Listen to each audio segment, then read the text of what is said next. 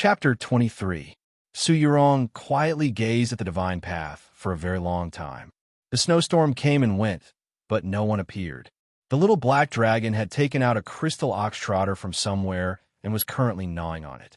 She mumbled, "Until the very end, who would dare to kill you?"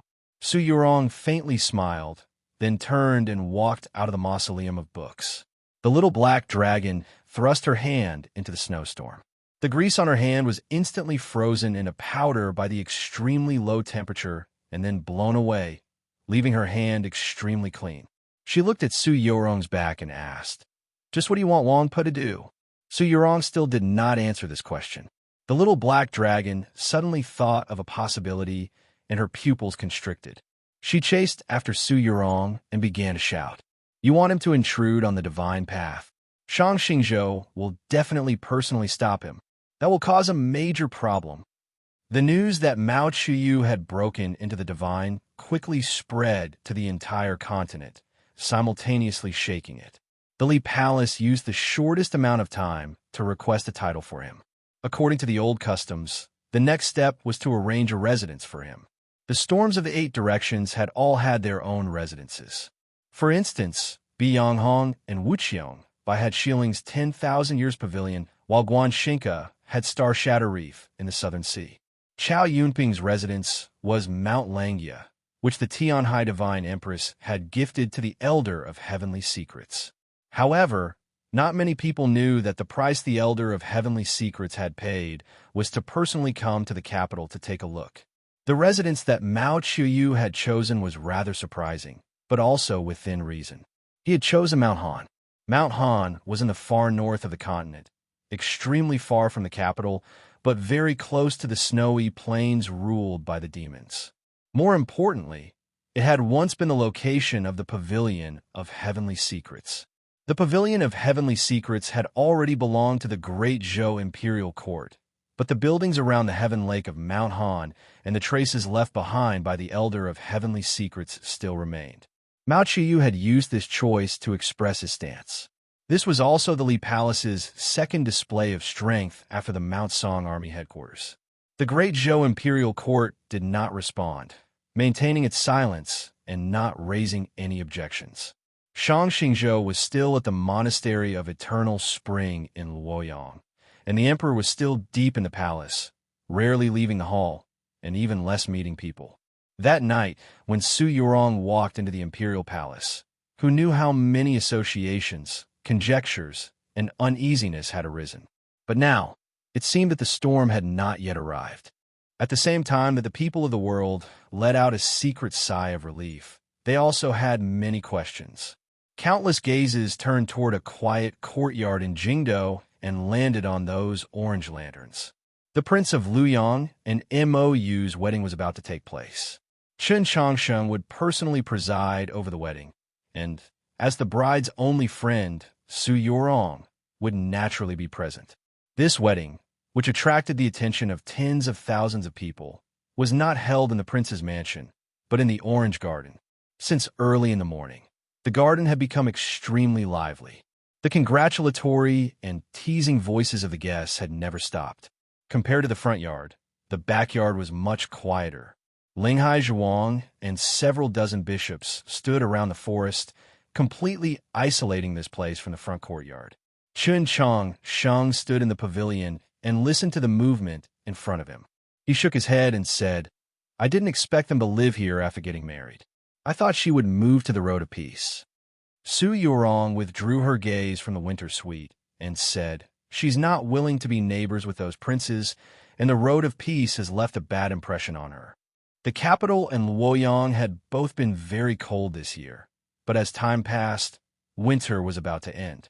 The winter sweet trees outside the pavilion exuded a dazzling and enchanting red. Perhaps in a few more days, they would no longer be visible. Chen Changsheng gazed at those winter sweet trees and recalled the scene 3 years ago of Mou and Zhexiu executing Zhou Tong by 1,000 cuts on the Road of Peace. He couldn't help but sigh. The snow and ice rustled down the branches of the plum blossoms because a gust of wind had arrived in the back garden. Accompanied by the wind and snow, Mou appeared. Her makeup today was very thick, but it was not tacky at all. It was gorgeous and dazzling, just like the blood-red plum blossoms. Before Qin Changsheng had time to congratulate her, a fragrant wind assailed him. Mou hugged him to her chest. Qin Changsheng jumped in fright and wanted to push her away, but when he saw the weariness on her face that not even the thick makeup could conceal, he found it somewhat difficult to bear. Mou leaned into his neck and took a deep breath. How comfortable! Alas, I won't be able to smell it again in the future. Su Yurong arched her brows and turned around. Mou looked at her and mocked. Out of sight, out of mind. If you're really not angry, why did you turn around? Yurong is fine. Yurong is not angry. Su Yurong looked at the winter suite in front of her and said to herself. Then she turned around and looked at Mou. She smiled sweetly and said, I don't even understand what you're saying. Mou looked at her and mocked. Keep pretending. No one understood Su Yurong better than her. She knew how strange Su Yurong's personality was. It was completely different from what she appeared to be on the surface. Su Yurong glared at Qin Changsheng and walked out of the garden. Qin Changsheng's arms were spread open the entire time to avoid touching Mou's body. He seemed very innocent. Seeing Su Yurong leave, Mou loosened her hands. At this moment, only the two of them were left under the pavilion. The atmosphere was a bit ambiguous and naturally a bit awkward, especially for Qin Changsheng. Whether it was Mou purposely angering Su Yurong away, or Su Yurong purposely giving them a chance to be alone. A hubbub suddenly came from the front courtyard. Qin Changsheng hurriedly said, His Highness seems to be quite popular. When it comes to popularity, it mainly depends on whether or not one poses a threat to others. So, my popularity has never been good. Mou continued. None of his brothers or even nephews think highly of him, but people like the Prince of Zhongshan and the Prince of Luling like him. After all, the Chen clan has produced a weirdo like him. He really has no interest in power or glory, has no ambition, and is pitifully timid. The Prince of Luoyang was famed for his good-for-nothing personality, but Qin Changsheng couldn't say much. Mou suddenly, sternly asked, Do you know what Prince Qinlu said in the Monastery of Eternal Spring? Upon hearing this, Qin Changsheng finally confirmed that she had purposely angered Su Yurong away. Prince Qinlu said that she was going crazy. Mou stared into his eyes and said, I believe in his judgment. Prince Qinlu froze, then said, I don't understand what you mean. Ever since she was very young, I, Prince Qinlu, and the state of Ping have known her. Only we know what sort of person she really is. She is not the holy maiden that her believers imagine to be otherworldly, nor is she a pure and clean snow woman. She is clear about her own goals and is incomparably indifferent to this world. And you understand what this means. You've already said these words to me. I don't believe that she is the same kind of person as the Divine Empress. She's done so many things recently, but is that not enough to make you a little more vigilant? Because I've never felt her indifference. Mou thought this over and was forced to admit, she truly treats you differently. Qin Changsheng seriously asked, Then what else do I have to worry about? Mou said in annoyance, Today is the day of my wedding. Can you not show off in front of me? Qin Changsheng asked in surprise, What are we showing off? Tank 36 is right. Mou hatefully said, You two are truly a good pair. Qin Changsheng asked, A golden couple? Mou sneered and said, Figure out yourself. Chapter 24. After the Prince of Luoyang and Mou's wedding concluded, the eyes of the capital turned to another wedding. At present, the imperial court was already faintly divided into two factions. The ministers of the old court, represented by Eunuch Lin, were naturally the young emperor's supporters, and now Mou and the Prince of Luoyang had also joined in. Meanwhile, the Prince of Xiang, the Prince of Zhongshan, and the military, represented by Chen Guansong's direct descendants, formed the other faction. Meanwhile, the Tianhai clan swayed between the two sides. After the Divine Empress's death, the Tianhai clan had naturally suffered a great suppression, but this clan had once influenced the imperial court for 200 years. Its resources and strength still existed, and no one could ignore its existence.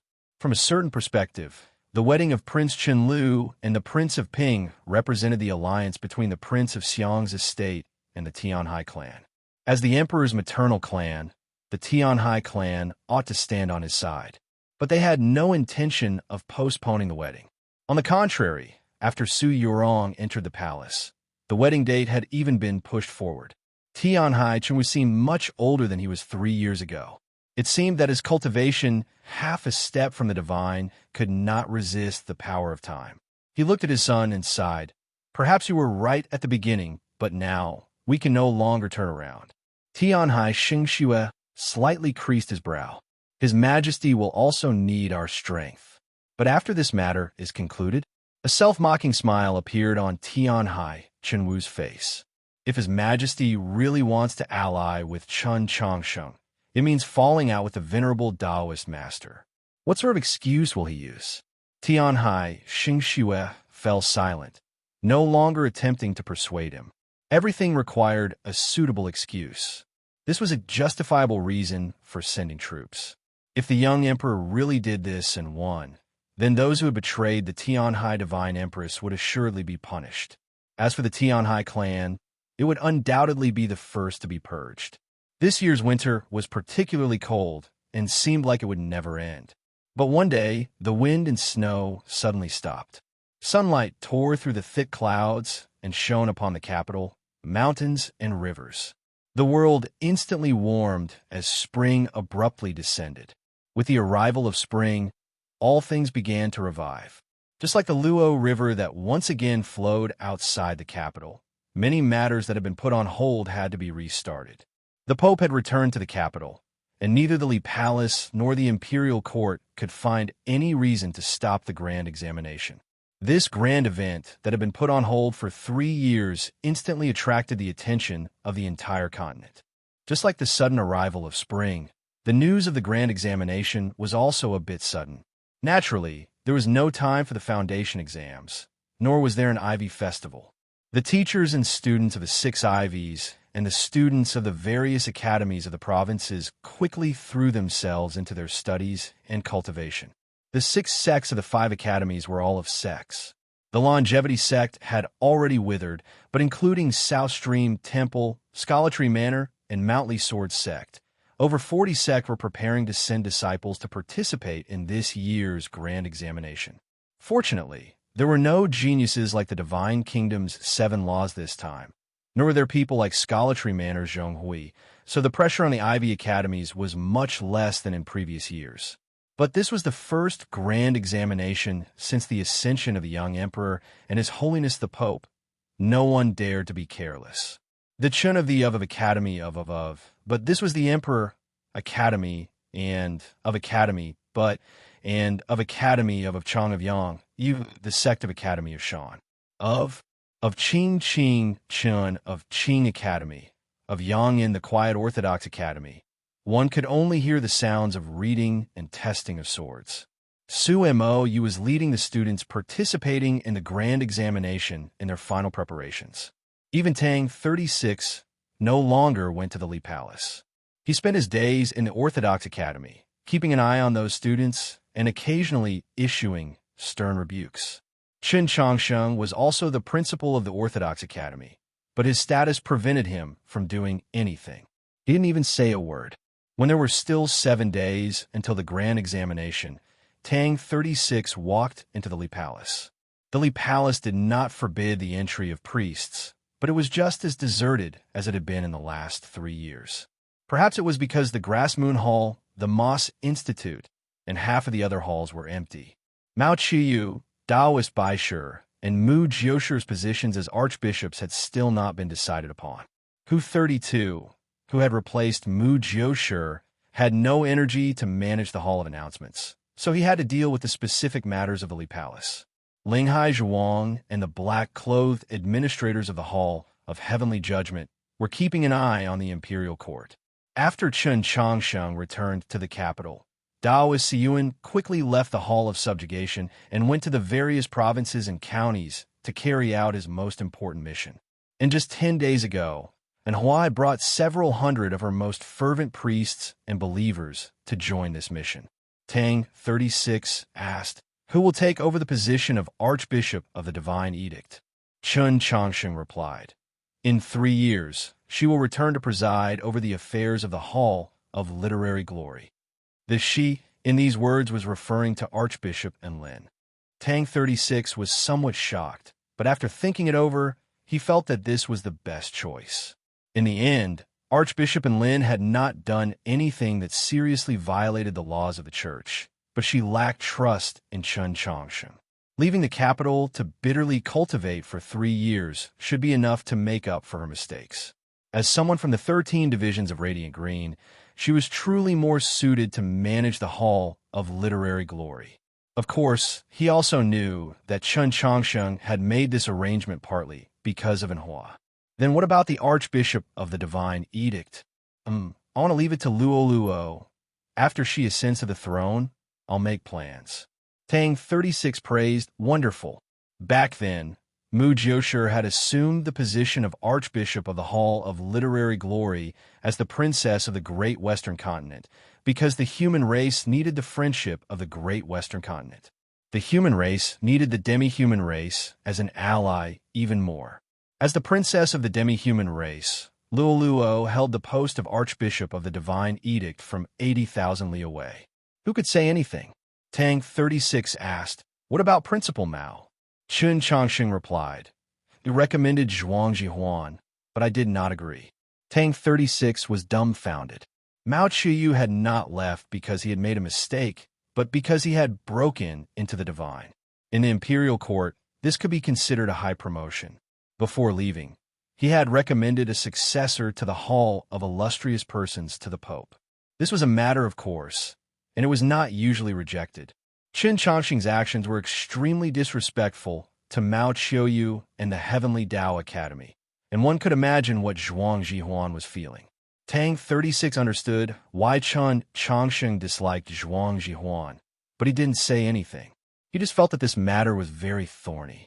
The position of the Hall of Illustrious Persons was very special. Compared to Zhuang Jihuan, whether it was the Archbishop of the Temple Seminary, the Archbishops of the Li Palace Academy, or the 13 divisions of Radiant Green, it would be very difficult to convince the masses. As for him and Su Mou, who came from the Orthodox Academy, they were even less of a consideration. Chun Changsheng could not leave the world with the impression of nepotism among the believers, and he and Su Mou were far too inexperienced. So who would take over as Archbishop of the Hall of Illustrious Persons? Chun Changsheng said, an unexpected name. Guanbai. To be continued. Chapter 25. Guanbai was the greatest pride of the Heavenly Tao Academy in the last few years. His status was similar to Qiushan Jun's in the Mount Li Sword sect, and he was known as the famous name Guanbai. This young expert endowed with cultivation had suffered a heavy blow several years ago, having one of his arms cut off by Wu Qiongbai. Just when many people believed that he would sink into depravity, no one could have imagined that he would resolutely climb out of the abyss of despair, bitterly trained to recover his strength. Coupled with the arduous battles with the demon experts in the north over the last few years, his cultivation in the path of the sword had constantly risen, directly breaking through the threshold of the upper level of star condensation. His position on the proclamation of liberation was already approaching that of Liang Wangsun and Xiaoda at the very top. If Chun Changsheng chose Guanbai as Archbishop of the Hall of Illustrious Persons, whether it was his virtue or achievements, his background in the Heavenly Tao Academy, or his legendary experiences, he would receive the most widespread support. Even if someone wanted to question him, they would find it very difficult to say so. A choice that is unexpected is often a good choice. Tang 36 slightly creased his brow. The only problem is that his qualifications are still too shallow, and he's Zhuang Jihuan's student. Having a student manage a teacher is a rather strange feeling, and I think that even Guanbai himself finds it very hard to accept. Chun Changsheng replied, he will probably return during this grand examination. When the time comes, I will do my best to convince him. In the Boiling Stone Summit of Mount Han, Guanbai had fought with him. Chun Changsheng had returned to the capital heavily injured, indirectly triggering those world-shaking events that followed. Guanbai, on the other hand, had gone to Snow Pass and persisted for 3 years in the world of ice and snow against the demons. In these 3 years, Chen Changsheng had also been in the snowy mountains of the north, but he had not met Guanbai. The room suddenly grew quiet. The name of Snowhole Pass and the proclamation of liberation that Guanbai had thought of made Chen Changsheng and Tang 36 think of a person. Xiao Zhang had been pursued by the assassins of the Great Zhou army and the Pavilion of Heavenly Secrets all over the world, ultimately being forced to head north. It was said that the two sides had engaged in a bloody battle at Snowhole Pass, and then he had vanished into the snowy plains. No one knew if he was still alive, and if he was what he was doing. As they thought of that chain over the valley, that tyrannical figure descending from the sky, that white paper flapping in the wind, and the fragrance of tea filling the city, and those tea merchants who had sacrificed themselves, Chen Changsheng and Tang 36 fell silent for a very long time. Let's talk business. Tang 36 did not like this kind of depressing atmosphere and said, "When are you going to give me the questions?" Chen Changsheng was at a loss. He didn't understand what he meant.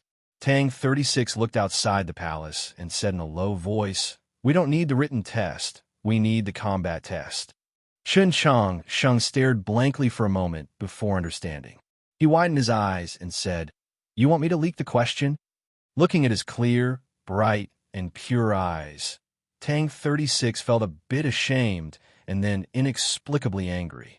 "Don't forget that you're also the principal of the Orthodox Academy. What's wrong with doing something for the students?" Back then, if it wasn't for Priest Xn purposely leaking questions to us, with your rigid and inflexible brain, would you have thought of borrowing Su Yu Rong's crane to cross the river? If it was any other time, Chen Changsheng might have looked at him and asked seriously, "Is this what it means to be angry from embarrassment?" But today he did not speak, because he heard Priest Xion's name in this sentence, which reminded him of the county filled with the fragrance of tea. Chen Changsheng walked to the window and looked out of the palace, remaining silent. Priest Xion was dead. Archbishop Mei was long dead, and his martial uncle the Pope was also dead. Thisly Palace now belonged to him, but Thisly Palace was strange to him because those people he was once familiar with were no longer here. The currently palace was rather cold and cheerless, but it was even more unified. Still, it could not directly oppose the Great Zhou imperial court. The most crucial problem was that his master Shang Xingzhou's prestige in the orthodoxy was too high. If the day of war really came, not to mention defecting, at least a third of the priests of the Li Palace would choose to remain silent or retreat. As spring gradually approached, the ivy on the stone walls of the Li Palace gradually revealed its alluring green color. As he gazed at these stone walls and recalled the scene before he entered the Orthodox Academy, Chen Changsheng felt somewhat emotional. From a certain perspective, from his birth to the moment he entered the Orthodox Academy, his entire life had been arranged by Shang Xingzhou. He felt very complicated about Shang Xingzhou. He believed that Shang Xingzhou felt the same way about him.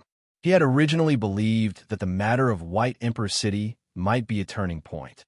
Since he had tacitly allowed him to return to the capital, whether it was war or peace between master and disciple, there had to be an explanation. But who could have expected that Shang Xingzhou would go to Luoyang? "Does your holiness not even want to see me?" The cry of a goose roused Chen Changsheng from his contemplation. A few bright red shadows streaked across the green vines and the azure sky. It was a red goose messenger. What happened? Tang 36 walked up to his side. As he gazed at those red geese that had landed in various parts of the capital, he suddenly felt a little uneasy. Not long after, Hu 32 walked over and said, "The participants of the grand examination have arrived." These words did not dispel the unease in Tang 36's heart, only increased. The grand examination was admittedly a grand occasion, but there was no need for both the Li Palace and the imperial court to simultaneously use red geese to send urgent messages. "Just who has arrived? The information I received on my end is not very complete." Hu 36 glanced at Chen Changsheng and continued, "Quite a few people have probably arrived." Not long after, Linghai Jiwang rushed in from outside the Li Palace and said, They've all arrived. Even someone as cold and proud as him said these 3 words with a slightly trembling voice. Of course, it was not fear but excitement. The students participating in the grand examination had arrived at the capital from all over the continent, many of them from the South. The South had many cultivation sects, the great clans with deep resources and experts. In the last few years, with the appearance of the Mount Lee Sword sect and Scholatry Manor, the cultivation of the younger generation of cultivators had far surpassed that of the northern powers represented by the Ivy Academies. But this year, what had shaken the capital was not the pressure brought by the students of the South, but because they had too many teachers accompanying them, and their reputations were too resounding. The Mount Lee Sword sect had only sent 2 disciples to participate in the grand examination, but they were accompanied by 10-some people. This was a stark contrast to the indifferent scene of Gohan Shi and the others participating in the grand examination on their own, and this wasn't even considering the fact that Gohan Shi, Guan Fei Bai, Liang Ban Hu, and Bai Kai were all famous young geniuses of the path of the sword. As for the rest, they were even more frightening. They were all upper-level star condensation elders of the Sword Hall. South Stream Temple had only sent 1 disciple to participate in the grand examination, but all the disciples of Holy Maiden Peak had come. The fluttering white dresses of several hundred young girls stupefied the people of the capital. The chief disciple of Gentle Stream Monastery, the new sect master of the Scorching Sun sect, and 30-some experts of the southern sects had also entered the capital. The old lady of the Mutuo clan and the head of the Wu clan had once more entered the capital after the coup of the Mausoleum of Books 3 years ago. In a certain mountain outside the capital, some people had even seen the carriage of the Qiushan clan. Linghai Zhuang's words were extremely accurate. Other than the sect master of the Mount Lee Sword sect and those elders who had lived in seclusion for many years, all the experts of the South that the common people could think of had arrived. No one knew that 2 Taoist nuns of indeterminate age had quietly entered the capital and taken up residence in the Prince of Luoyang's old estate. But everyone knew that Wang Pa had already arrived with his blade, because a crack had suddenly appeared on the Luo River. In a single night, the trees outside the imperial palace had turned yellow as if they had become ginkgo trees. To be continued. Chapter 26. As the news continued to arrive, the Li Palace was no longer as cold and cheerless as it was before. The bishops and deacons stood in the plaza between the halls, discussing in low voices as they awaited the orders of the pope or archbishops, each with a different expression. Presumably, the imperial court would be even more nervous at this time, and no one knew what those princes and ministers were doing at this time. South Stream Temple, Mount Lee, the Mutuo clan, they had all arrived at the capital on the same day, naturally on purpose. After the confluence of the North and South, the imperial court surveillance of the sects and aristocratic families of the South had been greatly relaxed. Coupled with the fact that the grand examination was taking place as a cover, the imperial court had not been able to obtain any information in advance. In the entire continent, who had the ability to arrange such a major event? Of course, it was Su Yurong, because she was the saintess of the South. The question was, what exactly did she want to do? Was he going to use this stormy scene to force her to abdicate? Could Dao Master Shang, Xingzhou, still quietly stay in Luoyang? As they thought of these things, the priests of the Li Palace gazed into the depths of that secluded palace. Tang 36, Linghai Zhuang, and Hu 32 were also looking at Chen Changsheng. Chen Changsheng didn't say anything and didn't express anything. He calmly walked back into the hall.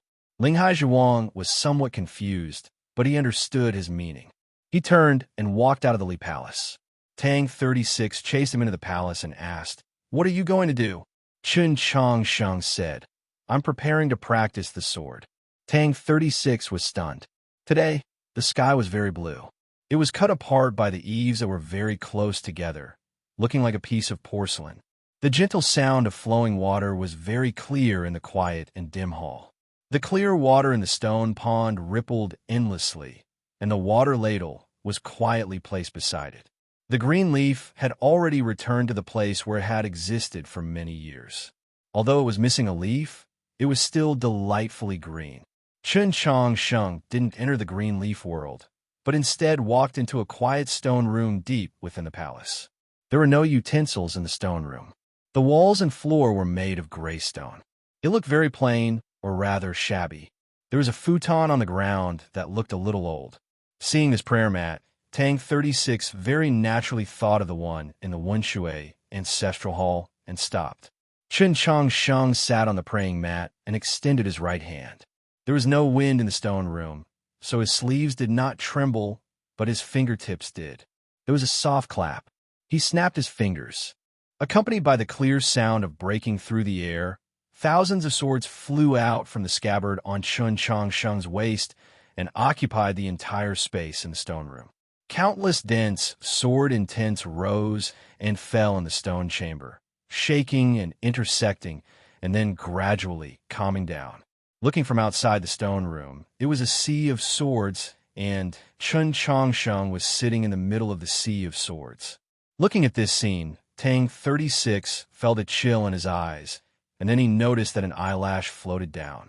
Accompanied by a slight grinding sound, the door of the stone room slowly closed. Chun Chong Sheng also closed his eyes. Walking out of the hall, Tang 36 asked Hu 32, "What's going on here?" Hu 32 said, "His Majesty has always diligently cultivated." Tang 36 felt that it was absurd and said, "At this time, he still only thinks about practicing the sword?" "Yes."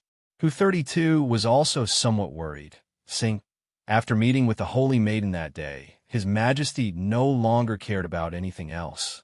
Tang 36 felt a little uneasy because this scene gave him a sense of déjà vu. Countless gazes in the capital fell upon the Su estate. In the last few days, Su Yurong had not seen anyone, only quietly remaining in her home. But everyone knew that this matter was related to her, to the people she had seen. Before meeting with Prince Chen Lu, before entering the palace in the middle of the night to meet with the emperor, she had seen many people in the south over the last few years. These people had all come from the south, from her south. The Holy Maiden has been too forceful. Sir is her father, so you should come out and say something. The divine general of the East estate was as somber and quiet as ever, so the voice coming from the reception hall was even clearer. It was obvious that this person was forcefully suppressing the rage in his heart. The speaker was the divine general of the Eastern Stallion, Peng Shihai. After being forced to declare his position by this person, Su Shiji looked at him with a nasty expression. In terms of status, Peng Shihai was inferior to Su Shiji, and in terms of seniority, he was far inferior. But he was the student of the now-deceased principal of Star Caesar Academy, Chen Guansong. He did not represent just himself, but also the several divine generals who wielded military authority, and perhaps even the will of the venerable master of the Tao. Su Shiji forcefully suppressed the vexation in his heart and said, "Although the Holy Maiden and I are father and daughter, there is still a difference between ruler and minister." "What can I say?" Peng Shihai sneered. "It's hard for Sir to say, so let me say it. I want to see the Holy Maiden and state my case." Su Shiji could no longer control his emotions and harshly said, "I said that she's not here. It's up to you whether you believe me or not." Su Yurong truly was not at home today. In the clear sky, she held up the yellow paper umbrella as she casually strolled through the streets of the capital. She had requested this umbrella from Chun Chong Sheng when she went to the Li Palace a few days ago. At the time, perhaps she had already thought of walking around today. At her side was a black-clothed girl. Everyone on the streets was discussing today's events, and the conversations in the tea houses and restaurants were getting louder and louder. The black-clothed girl had an indifferent expression, her vertical pupils bewitching and very beautiful. However, she was constantly stuffing snacks in her mouth, making her seem rather strange. As she listened to these discussions, she somewhat indistinctly asked, "You began preparing in White Emperor City?" Su Yurong smiled faintly and said, "Yes, when you were chasing after that alien angel." The black dragon looked at a certain place in front of her, her eyes slightly cold. The seedless candy date in her hand shot out like an arrow. A young boy who was bullying his little sister bent his knees and kneeled down. The fall was not light, and he immediately began to weep bitterly. Su Yurong shook her head at this sight. The black dragon clapped her hands, sending ice crystals flying from her palms. She asked why at that time. Su Yurong replied, because only then did I confirm that Shang Xingzhou had suffered significant injuries. The little black dragon was taken aback. He's injured? Su Yurong confirmed, yes. The black dragon knew how important this matter was. Her vertical pupils constricted as she asked, how did you confirm this? Su Yurong explained, the White Emperor had just escaped. Whether or not he was faking it, his cultivation and energy were not at their peak, and he also had a fight with 2 angels of sacred light. But Shang Xingzhou was not, and he had me as a helper. The black dragon did not understand what she meant. Su Yurong explained, in those circumstances, Shang Xingzhou did not attempt to kill the White Emperor. This can only mean that he also suffered significant injuries. The black dragon was flabbergasted. Aren't they friends? Su Yurong smiled, but said nothing. The black dragon then realized that she was saying that Shang Xingzhou had a helper and was even more flabbergasted. If he really did attack the White Emperor, would you still have helped him?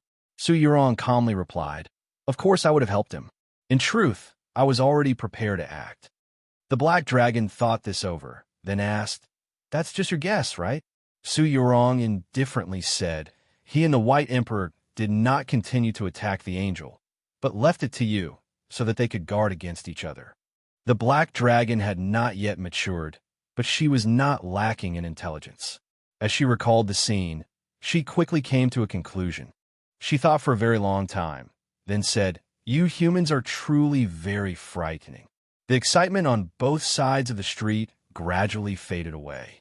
The street gradually widened and then gradually quieted. Su Yurong and the black dragon arrived at a quiet street. If Mo were here, she would immediately be able to tell that this place was extremely close to the Road of Peace. The black dragon said, I thought that you were going to see a girl from South Stream Temple. What are you doing here? Su Yurong replied, I came to see 2 elders. The black dragon found this to be the most boring matter of all. In a gust of wind and snow, she vanished.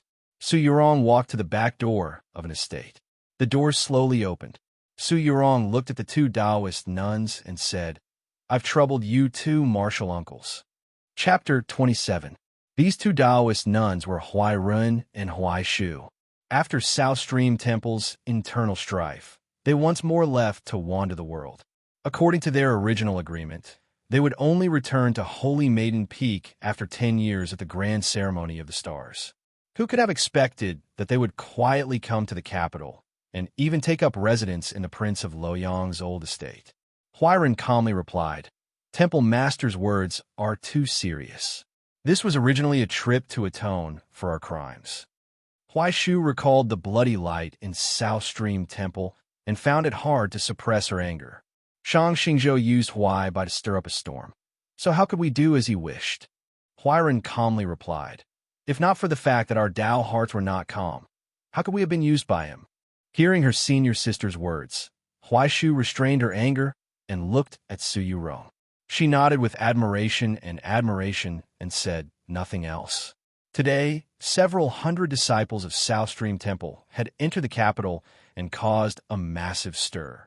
It had never experienced such splendor, so an elder like Huai Shu naturally felt extremely gratified. In the past, if South Stream Temple had put on such a show of force, the Li Palace would have acted before the Great Zhou Imperial Court had said anything. Fortunately, the Li Palace was currently in a standoff with the Great Zhou Imperial Court, making the importance of the southern sects even more prominent, allowing South Stream Temple to find this opportunity. Of course, to create this situation and seize this opportunity was an extremely difficult task. Su Yurong was still very young and had not entered the divine domain, so she could not be like the previous Holy Maiden, who could intimidate the Great Zhou Imperial Court. But she had the closest relationship with the Li Palace of all the Holy Maidens, and the decisiveness she had displayed in this matter inspired even more reverence. There was a fake mountain by the back gate of the princely estate, and within it were several verdant plants. A cold wind blew, causing a thin layer of frost to form on the leaves of these plants. There's nothing wrong with the Shui clan. Should I go tell Qin Changsheng? A black-clothed girl appeared and said to Su Yorong. Huaishu sensed the rapidly dropping temperature in the princely estate and quickly guessed at this black-clothed girl's identity. Her expression flickered, and she subconsciously took a step back. In these last few years, she had traveled the world with her senior sister and seen many strange people. Logically speaking, an expert half a step from the divine should not have been enough to make her feel fear. However, black frost dragons were the highest level of divine beings and had an innate suppressive effect on the souls of human experts. The black dragon was used to this sort of reaction and did not think much of it. On the contrary, the other Taoist nun had aroused her interest. Huairen's expression was very calm. She was not moved by her appearance, as if she did not know where she came from. The little black dragon examined her and said, "You're very strong." There weren't many people on this continent who could make her feel powerful. In the internal strife of South Stream Temple, Huaibai had erupted and used the divine finger of the world stream to seal Huairen's most important qi openings. Under such a passive situation, Huairen was still able to easily counterattack. At that time, Chun Changsheng felt that this Taoist nun's strength was somewhat unfathomable. The little black dragon turned to Su Yorong, somewhat shocked and confused. Just what was she planning to do by having such an expert remain in the Prince of Luoyang's old estate? Su Yorong looked at one of the princely residences not far away and did not speak. The prince's mansion was blocked by high walls, so it was impossible to see the magnificent buildings inside. All one could see were the eaves that reached into the clouds. There were beasts coiled on the eaves. They were covered in golden scales and looked like dragons. The Prince of Xiang's face began to twitch as he gazed at those dragon beasts flashing with golden light in the sunlight, his fat rippling. After some time, he drew back his gaze. Propping up the fat on his belt, he sighed, "This matter has gotten big." Prince Chun Lu bitterly smiled. "I didn't think that Yurong would still act as simply and crudely as she did when she was young."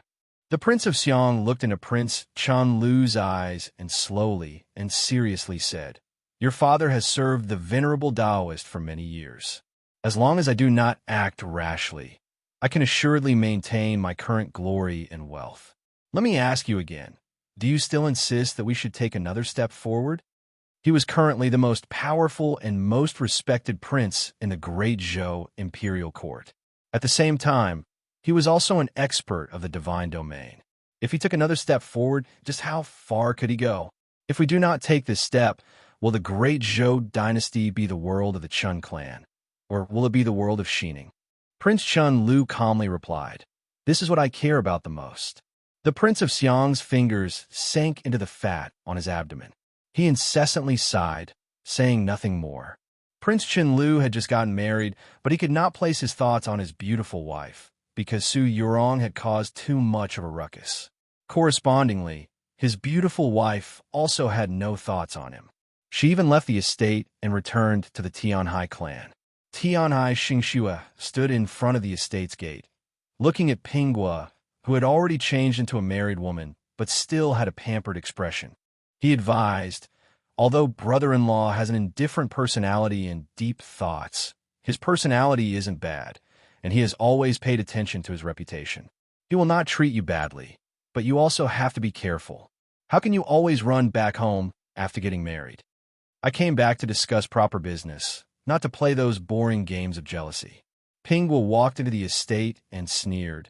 If you don't quickly respond, are you just going to watch that woman enjoy her glory? Tianhai Xingxue knew that Pinghua had held a deep grudge against Su Yurong ever since she was a child, but he had not expected that 3 years after the Divine Empress's death, and Pinghua was no longer that princess with only title, this grudge still had not subsided. In fact, with the passage of time, it had only deepened. She had naturally returned to the estate today to represent the Prince of Xiang's estate in discussing with her father how to deal with today's situation. Tianhai Xingxue found it very uninteresting and did not want to participate in these matters. He took the reins from a servant and led his mount away. But he did not go very far before a tall, and thin elder appeared at his side. This tall and thin elder seemed ordinary, but his identity was far from ordinary. He was the divine general with the most seniority, Fei Dian. Tianhai Xingxue said, "Although I have received no small amount of instruction in these last few years, Sir has truly wasted your time by following at my side." Fei Dian replied, "Since the divine empress sent me to your side, it proves that you are worth it." Back then, Tianhai Xingxue had been the youth with the most potential in the Tianhai clan. The divine empress had probably placed high hopes on him by sending Fei Dian to his side. But now that the divine empress was dead, Fei Dian had no intention of leaving. "Uncle Fei, do you think it's more interesting to stay in the capital or to go to the front lines?" Tianhai Xingxue did not wait for an answer. He shook his head and said, "Of course it's more interesting to fight the demons on the snowy plains." Fei Dian expressionlessly looked forward and said, "But I'm still alive." Tianhai Xingxue glanced at him with a slightly surprised expression. "General Han Qing is dead, Xue Xingchuan is dead, Tian Xue is dead, and many people are dead. I hear that Jin Yulu's days in White Emperor City are also not very good." Fei Dian continued, "I can still live and drink a little wine every day precisely because I think less and do less." Tianhai Xingxue knew that these words were a warning to him. It was very difficult for him to hide his thoughts from Fei Dian. But when faced with the current situation in the capital, who could not think? He raised his head to the clear blue sky and said, "The storm is coming, and one must find a roof tile to cover one's head." Chapter 28. 100 Flowers Lane had experienced coldness, liveliness, destruction, and reconstruction. It was no longer the same as it was in the past. It was even more flourishing than before, yet it was also quiet. New willows were planted on both sides of the road. In this early spring season, they spat out light green buds, unable to cover the corners of the restaurant's eaves. Gazing at the gate of the Orthodox Academy in the depths of the alley, Tianhai Xingxue fell silent for a very long time. The current gate had been built by the Tianhai clan, while the previous gate had been broken by his personal order. Back in the year when it was drizzling in the capital, he had led the knights under his command back from the north. With a single order, the war horses crashed through the courtyard gate. At that time, he and the Tianhai clan had been so glorious and arrogant. But now, after the coup of the Mausoleum of Books, other than the matters entrusted to it by the venerable Taoist master and the emperor, the Tianhai clan could not be more inconspicuous.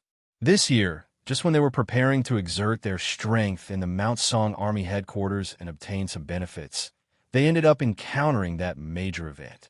Just like that, their little brother, who had eyes at the top of his head, died. As for Tianhai, who had caused the conflict between the Tianhai clan and the Orthodox Academy, he had long since been forgotten. Fei Dian looked at the lonely expression on his face and guessed what he was thinking. "Let's go," he said.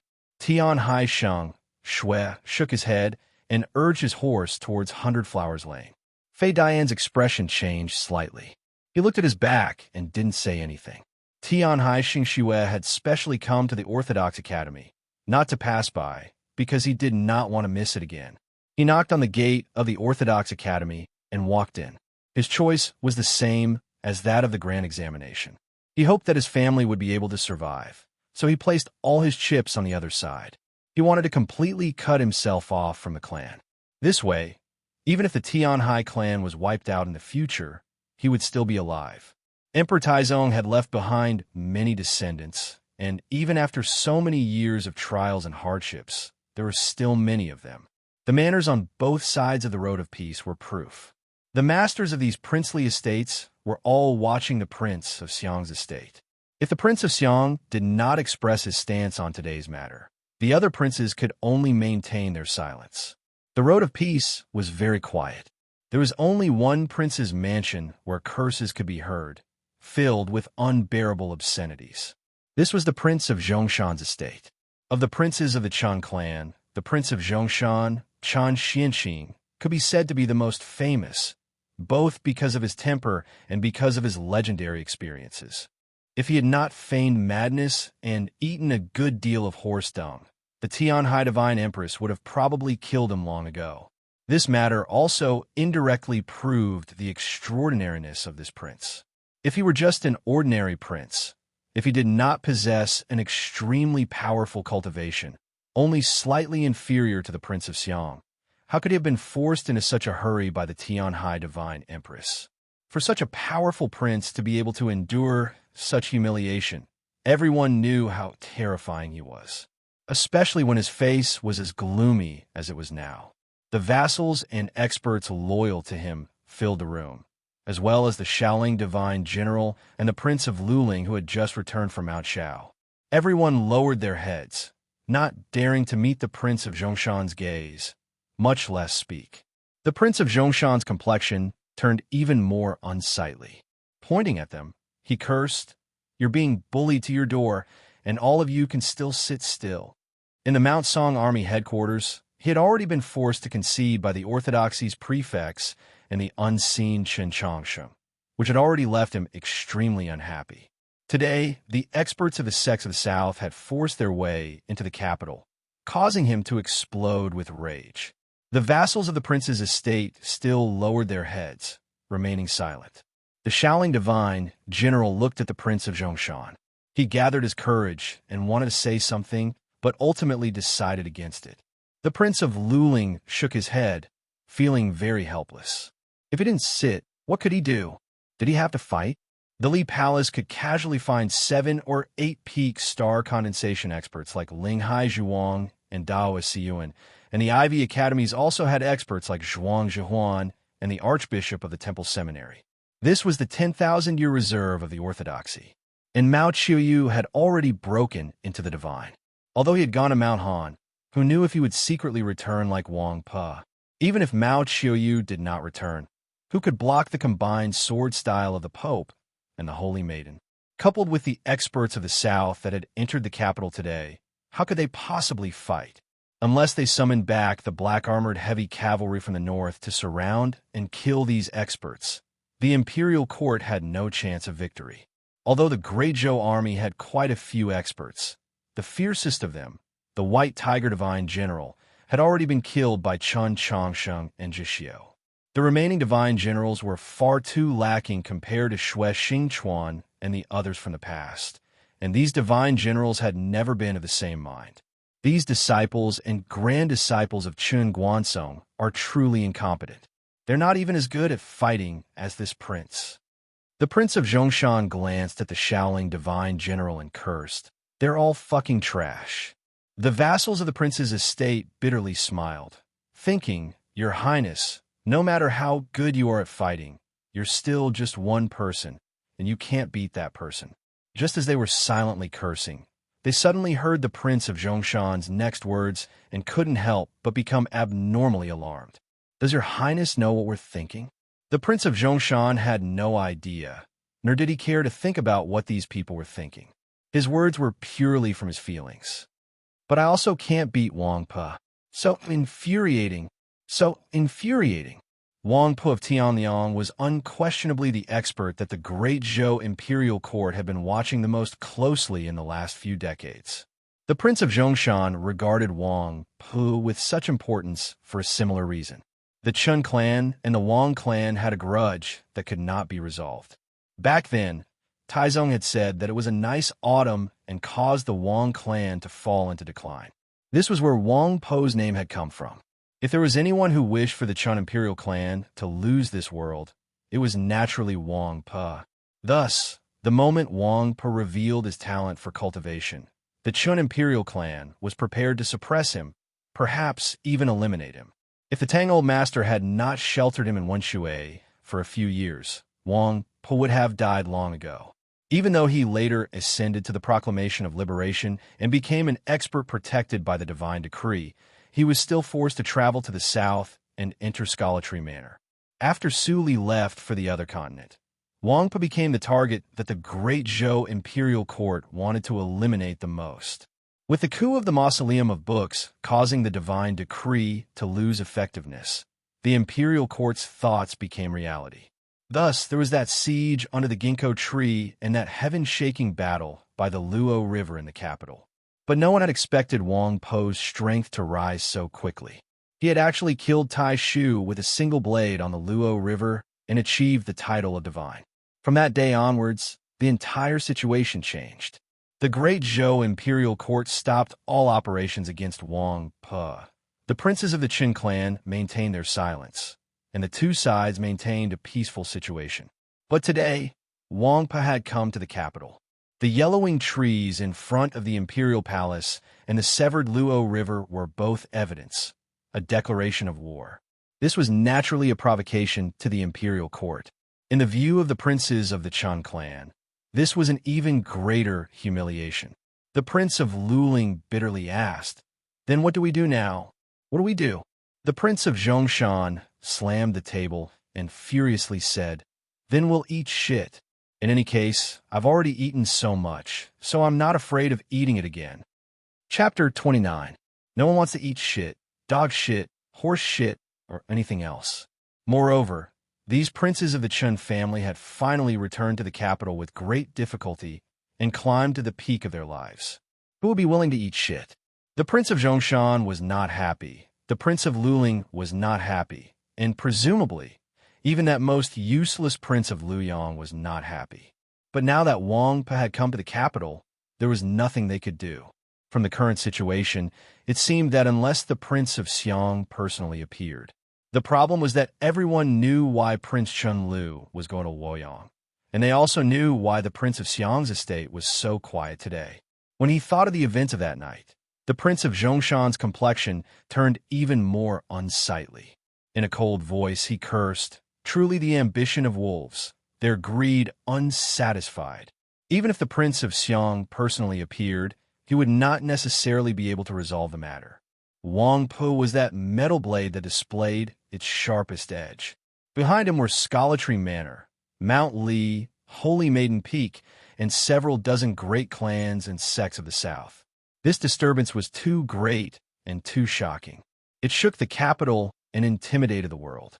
The Li Palace maintained its silence over Su Yorong's arrangements, and the imperial palace was also very quiet. The emperor and the pope did not say anything, but that did not mean that they would not do anything. If Shang Xingzhou didn't react, if the response of the imperial court and the princes was slightly weaker, this pair of martial brothers could completely borrow the momentum of Su Yorong's powerful actions and boldness to directly remove the real power of the princes and the military's divine generals, completely rewriting the structure of the Great Zhou imperial court. Only if Shang Xingzhou immediately returned to the capital would he be able to turn the tide, because only he had the prestige and ability to do so. Otherwise, in order to protect themselves, the princes of the Chun family would definitely summon troops into the capital. At that time, the flames of war would be incessant, and who knew what the final outcome would be. This was also something that the prince of Luling and the Shaoling divine general could not understand. Why would Su Yurong do that? As the saintess of a generation, did she want to see war and chaos, the common people destitute, and the good situation of the human race destroyed? The prince of Zhongshan gazed at the sky outside the estate and listened to the distant cries of geese. A light suddenly flashed through his narrowed eyes. He replayed the whole thing twice in his mind and finally came to a conclusion. That conclusion seemed very real, but it was so simple that he found it hard to believe. Su Yurong had done so many things. Was it really just to force Taoist Master to return to the capital? The problem was, if Taoist Master really returned to the capital, what could she do? Even if the South had many experts, even if the Orthodoxy had deep resources, even if Wang Po was extremely powerful, even if she and Chen Changsheng had an unspeakably exquisite combination of swords, could he kill the Tao Master in this way? Many people could not understand Su Yurong's motive for doing these things. At the same time, he could not understand how she could command so many sects and clans to come to the capital. Naturally, her position in the South was extremely high, and her reputation was extremely high. The problem was that this was truly a major event, and it could even be said to be a disaster that could lead to the annihilation of the entire clan. The priests led the experts and disciples from the south to the various halls. They were also very confused about this question, but they could not ask it. Using the excuse of the grand examination, the sects and clans of the South had brought more than 2,000 people to the capital. This many people naturally could not stay in the inns, so they were arranged to stay in the Li Palace, the Ivy Academies, and the various Taoist churches of various sizes in the capital. Chen Chang Sheng did not say anything, and Hu 32 handled the matter very appropriately. At the very start, the two sides inevitably felt a little unfamiliar with each other, but after a little familiarity, no one was willing to miss out on this rare opportunity to interact with the North and the South. The two sides quickly began to exchange pointers in the Li Palace, the Ivy Academies, and the Taoist churches. Most of the time, it was naturally just a discussion of the Tao to avoid harming the harmony. Wealthy clans like the Mutuo clan and the Wu clan naturally had their own residences in the capital and did not need to be arranged for them. The juniors stationed in the capital also found it easier to ask their clan heads, "Why were you willing to listen to the Holy Maiden's decree and come to the capital?" The old lady of the Mutuo clan placed her feet in the scalding water and gave a tired sigh. "The foundations of our clans are in the South, not in the North." From this perspective, the decree of Holy Maiden Peak was naturally more important than the decree of the Imperial Court. But given the status and strength of the Mutuo clan, even if they did not listen to Su Yurong, what could she do? In the minds of the juniors of the Mutuo clan and the populace of the capital, Su Yurong was a phoenix of astonishing talent, the revered Holy Maiden. She was not a schemer, and logically speaking, she should not be skilled at using forceful methods, much less cold-blooded methods, nor did she have the ability.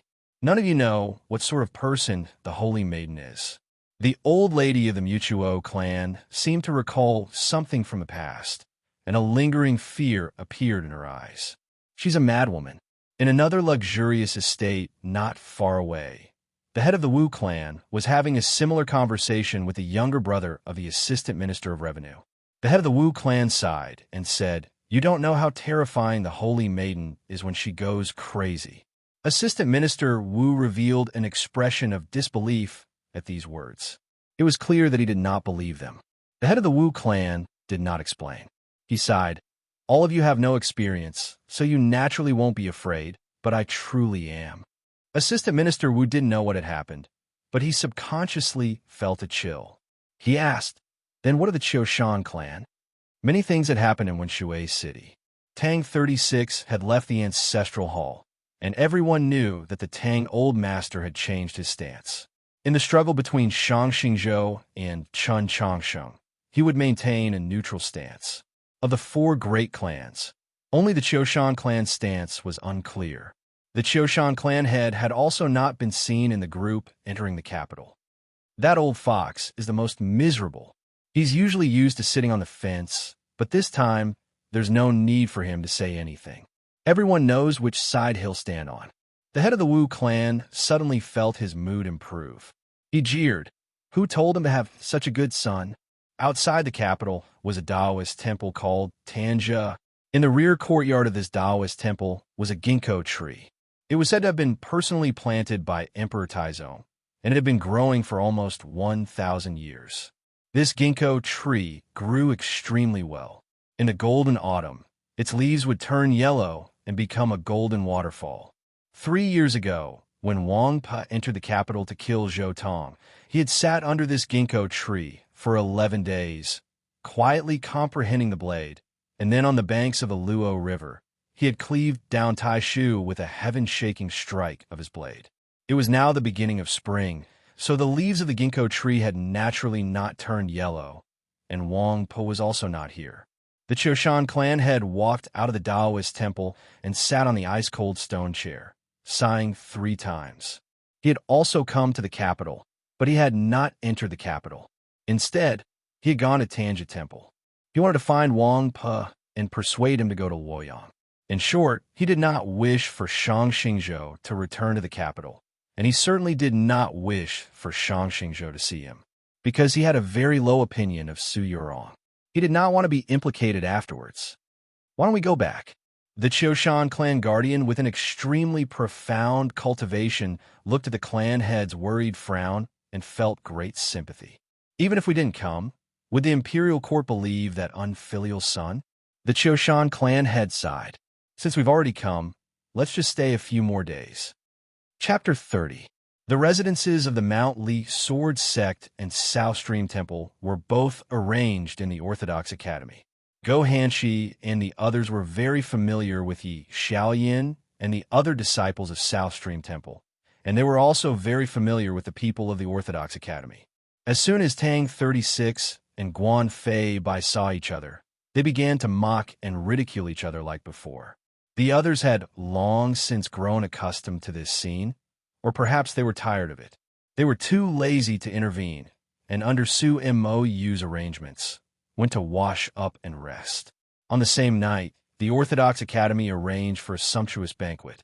The small kitchen on the other side of the lake was once again put to use, and some rather thin blue lobsters were even sent over as if they were free. This made Yi Xiaoyin and the other disciples of South Stream Temple very happy, but the disciples of the Mount Li Sword Sect who had been born into poverty were still somewhat unaccustomed to this extravagant lifestyle. Of course, Guan Fei Bai continued to mock Tang 36. As the night deepened, the bonfire by the lake was still burning.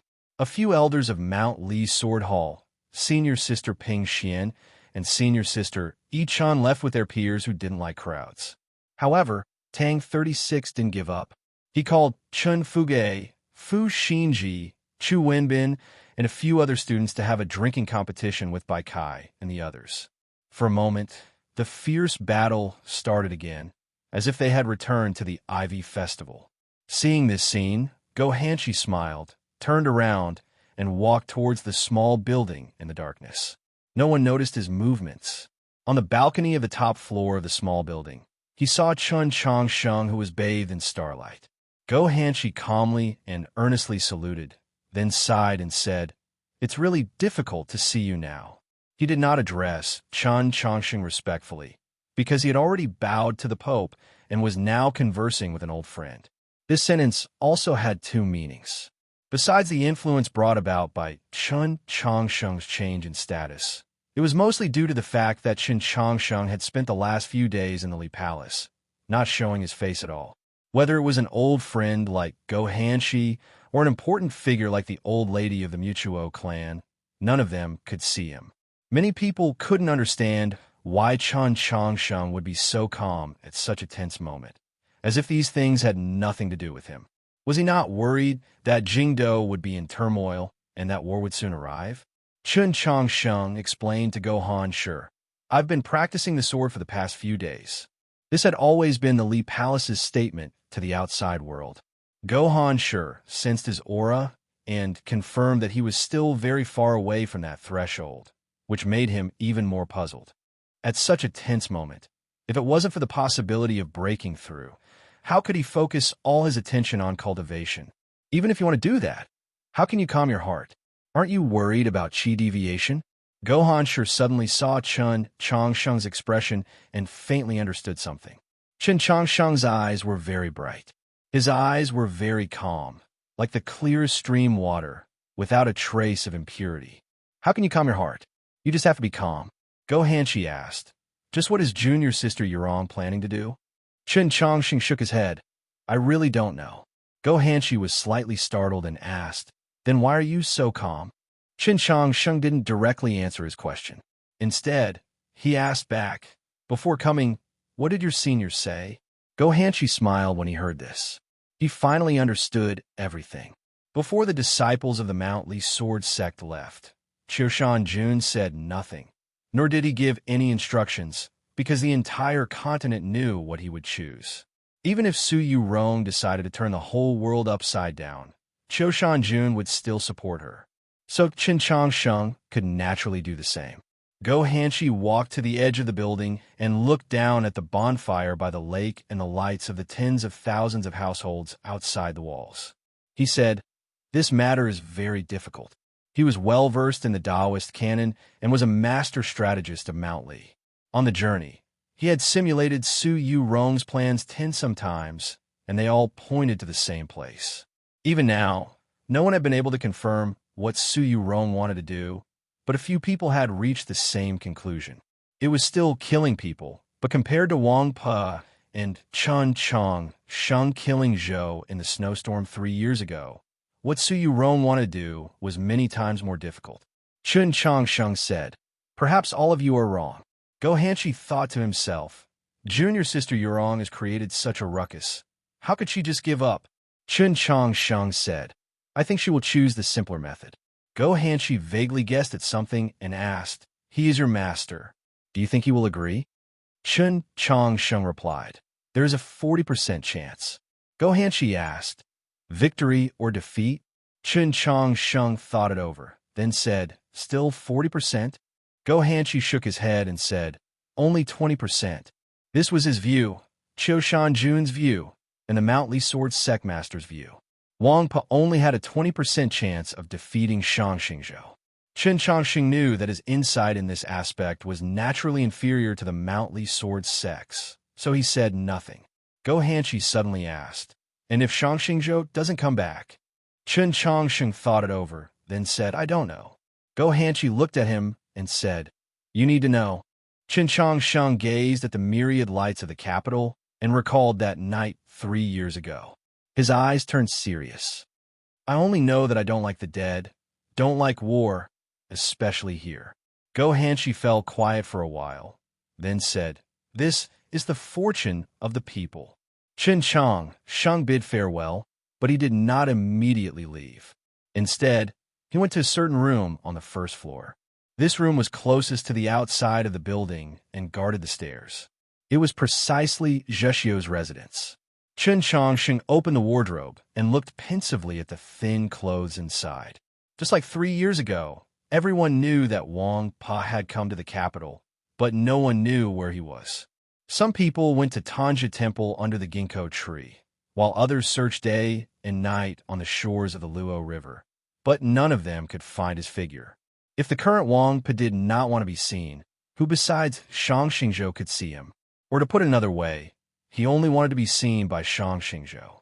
On a certain morning, this tense atmosphere finally transformed into reality. In a single night, the imperial palace received several dozen memorials. These memorials came from the princely estates, from the various ministries, and from a young faction of the military represented by the Eastern Stallion Divine, General Peng Shihai. They had only one request: please execute the remnants of the Tianhai dynasty. Placing Wang Po among the remnants of the Tianhai dynasty was naturally an unreasonable matter. This was only because the princes and ministers of the Chun clan had finally clearly expressed their stance. At the same time, several dozen letters were delivered overnight to the monastery of Eternal Spring in Luoyang. There was real blood in these letters. All the civil and military officials of the court wept blood as they submitted their letters. If the venerable Taoist did not appear, what would become of the world? If Chen Changxing wanted to see Wang Pa, he could probably see him, but he had no intention of doing so. The letters sent to Luoyang also failed to attract any of his attention. Other than his meeting with Go Hanshi that night in the Orthodox Academy, he remained deep in the Li Palace, meeting with no one. Taoists soon hurried back from Fenggu County. Linghai Jiwang had to keep an eye on the movements of the imperial court and the military, so he was exhausted to the extreme. Hu 32 was so busy that he had gotten thinner.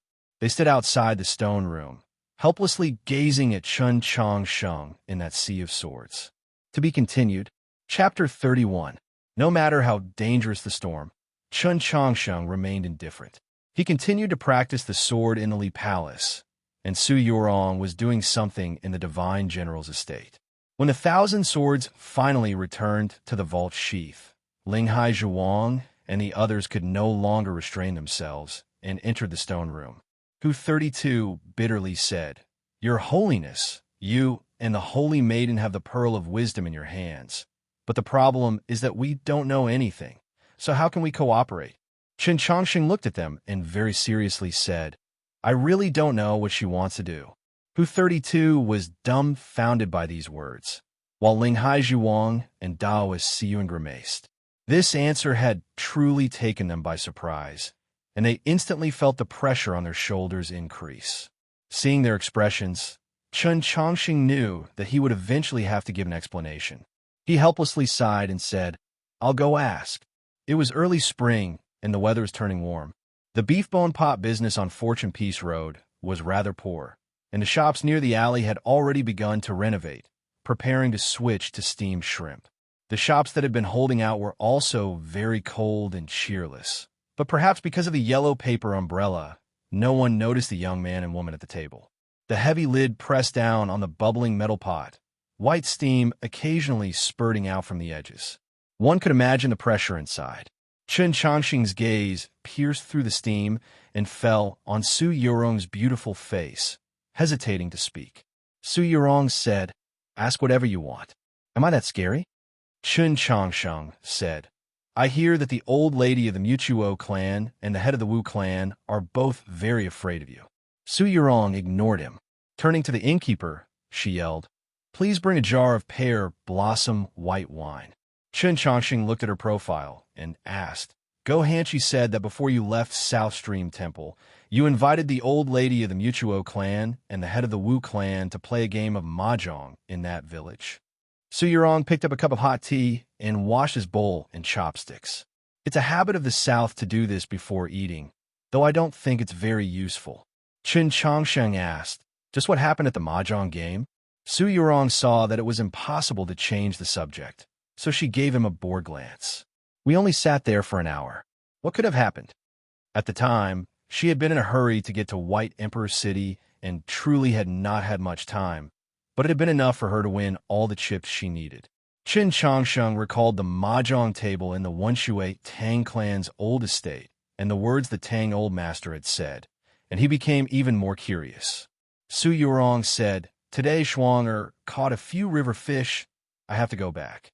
This sentence was both an urging and a reminder. "Since you're finally going to ask me, then ask about the most important thing." Qin Changsheng said, "I originally didn't want to ask because I was afraid of hearing a bad answer. In the last few days, he had been hiding in the Li Palace practicing the sword, not meeting with anyone. This was one of the most important reasons." The boss brought over a pot of pear blossom white wine. At the same time, he picked up the lid of the pot and threw more than 10 snow-white flowers into it. "You can eat now." Su Yurong picked up the wooden spoon and inserted it into the depths of the red and alluring beef bone. She forcefully flipped it twice and gestured to Chen Changsheng for him to start. Chen Changsheng looked at the ribs that were covered in oil and the rolls that were soaked in soup. He didn't know where to start.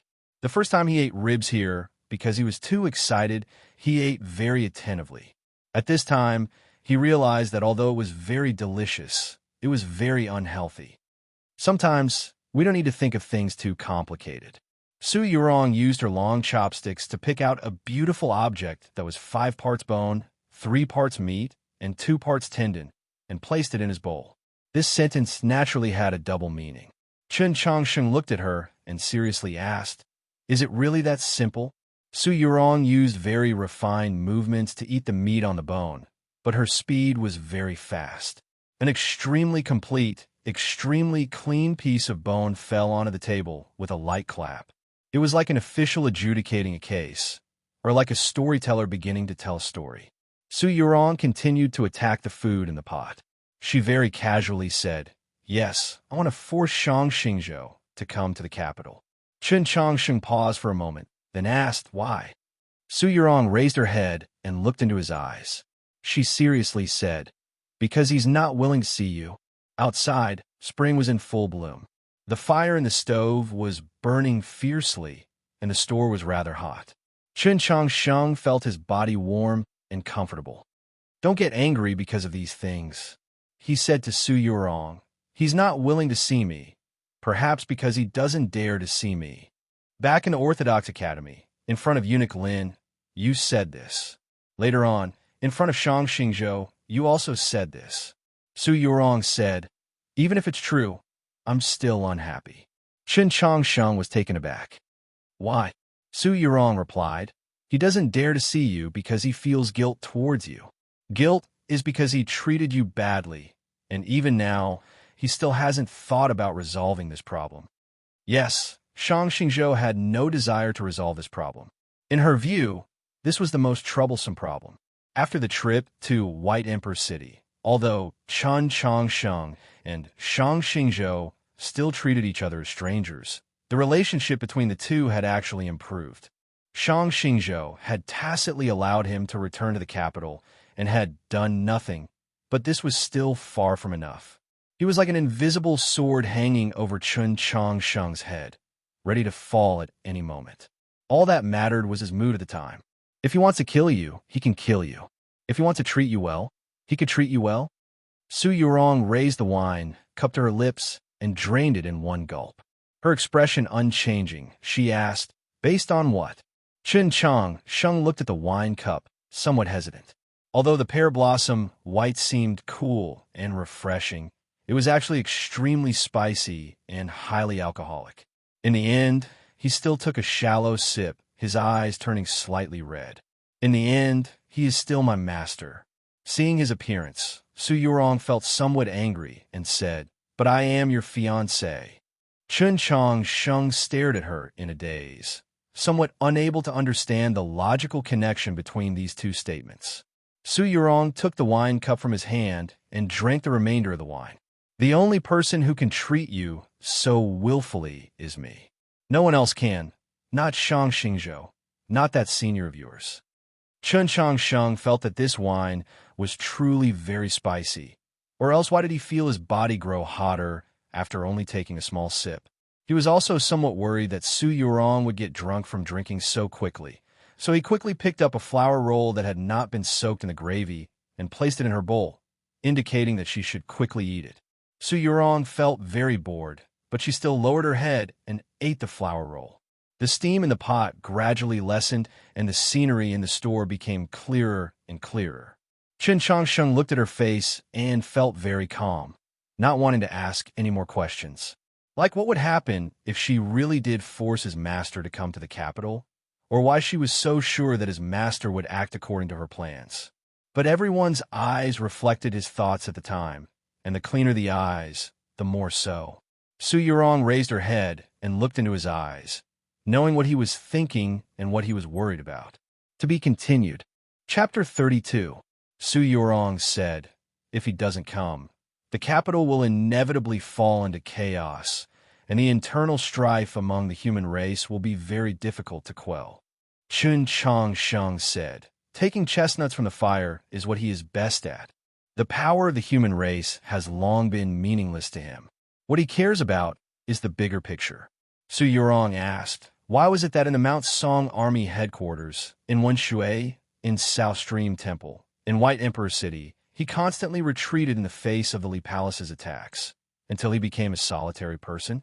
It's not because he's kind to you, or because he cares for the people of the world, but because he sees the big picture."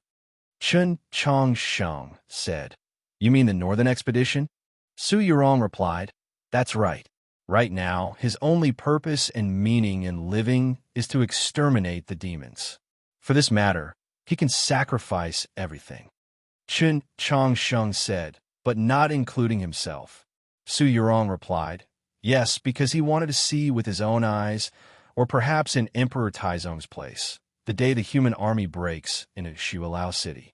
If a normal citizen were to hear this conversation, they would easily see Shang Xingzhou as a saint and would naturally see Su Yurong and Chen Changsheng as villains. But in this story, there was no right or wrong, only in the relationship between Shang Xingzhou and Chen Changsheng. But that day is also something that we are willing to see. Chen Changsheng looked at Su Yurong and reminded, "Can we ignore the big picture?" Su Yurong asked, "Why not?" Chen Changsheng didn't understand and thought to himself, "But you aren't that kind of person."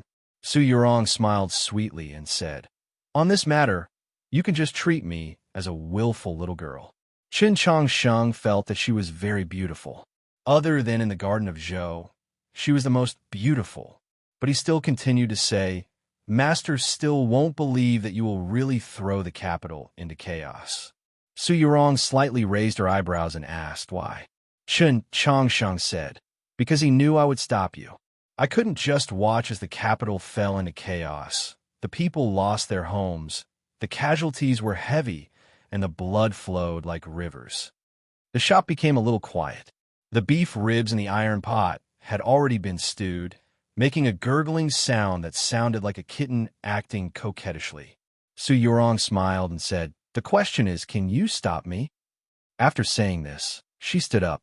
Several dozen South Stream Temple disciples dressed in white ceremonial robes walked into the shop.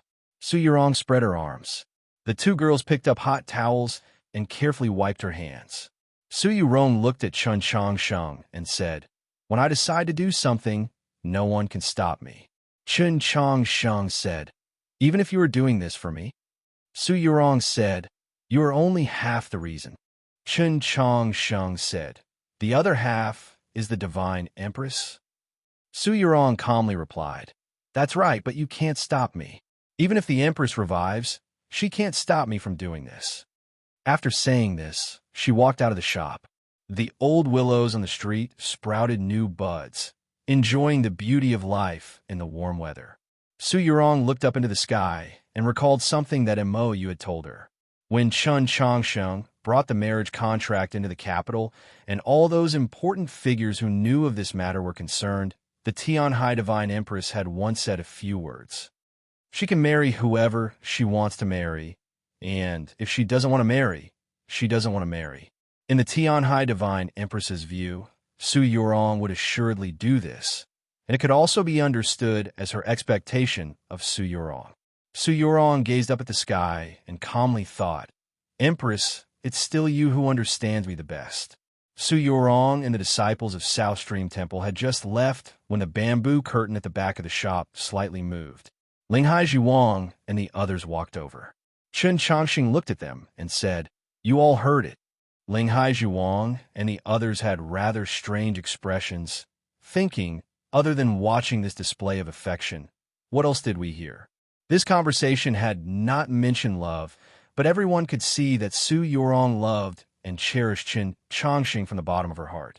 A normal girl who wholeheartedly wanted to stand up for her lover, only to have her lover say that he wanted to stop her, would presumably be very angry.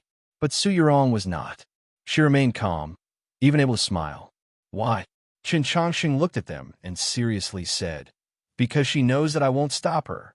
Linghai Zhuang and the others were flabbergasted, thinking, if the venerable Taoist does not return to the capital, will His Holiness really just watch as the entire capital sinks into blood and fire? Chun Changsheng recalled his conversation with Gohanshi that night and said, "It's not that I can't stop her, but that I believe that she won't do this." Su Yurong was not angry, presumably because she believed that he would firmly believe in her. That last conversation, just now, was just a play. She only needed to use her spiritual sense, to use the phoenix fire to clean her hands. There was no need for her to assume that posture. This play was for all living beings in the world to see, and even more so for Shang Xingzhou in the distant Luoyang. Chun Changxing walked out of the shop, not noticing the hint of worry on Hu 32's face. The early morning sun shone on those stone pillars that were not very tall, casting countless slender shadows on the ground that were incapable of parting the crowd that had come to watch the spectacle. The employees of the gambling house held paper slips in their hands and shouted something. The crowd from outside the city curiously listened, sometimes moved by their words and taking out tales of silver from their bosoms.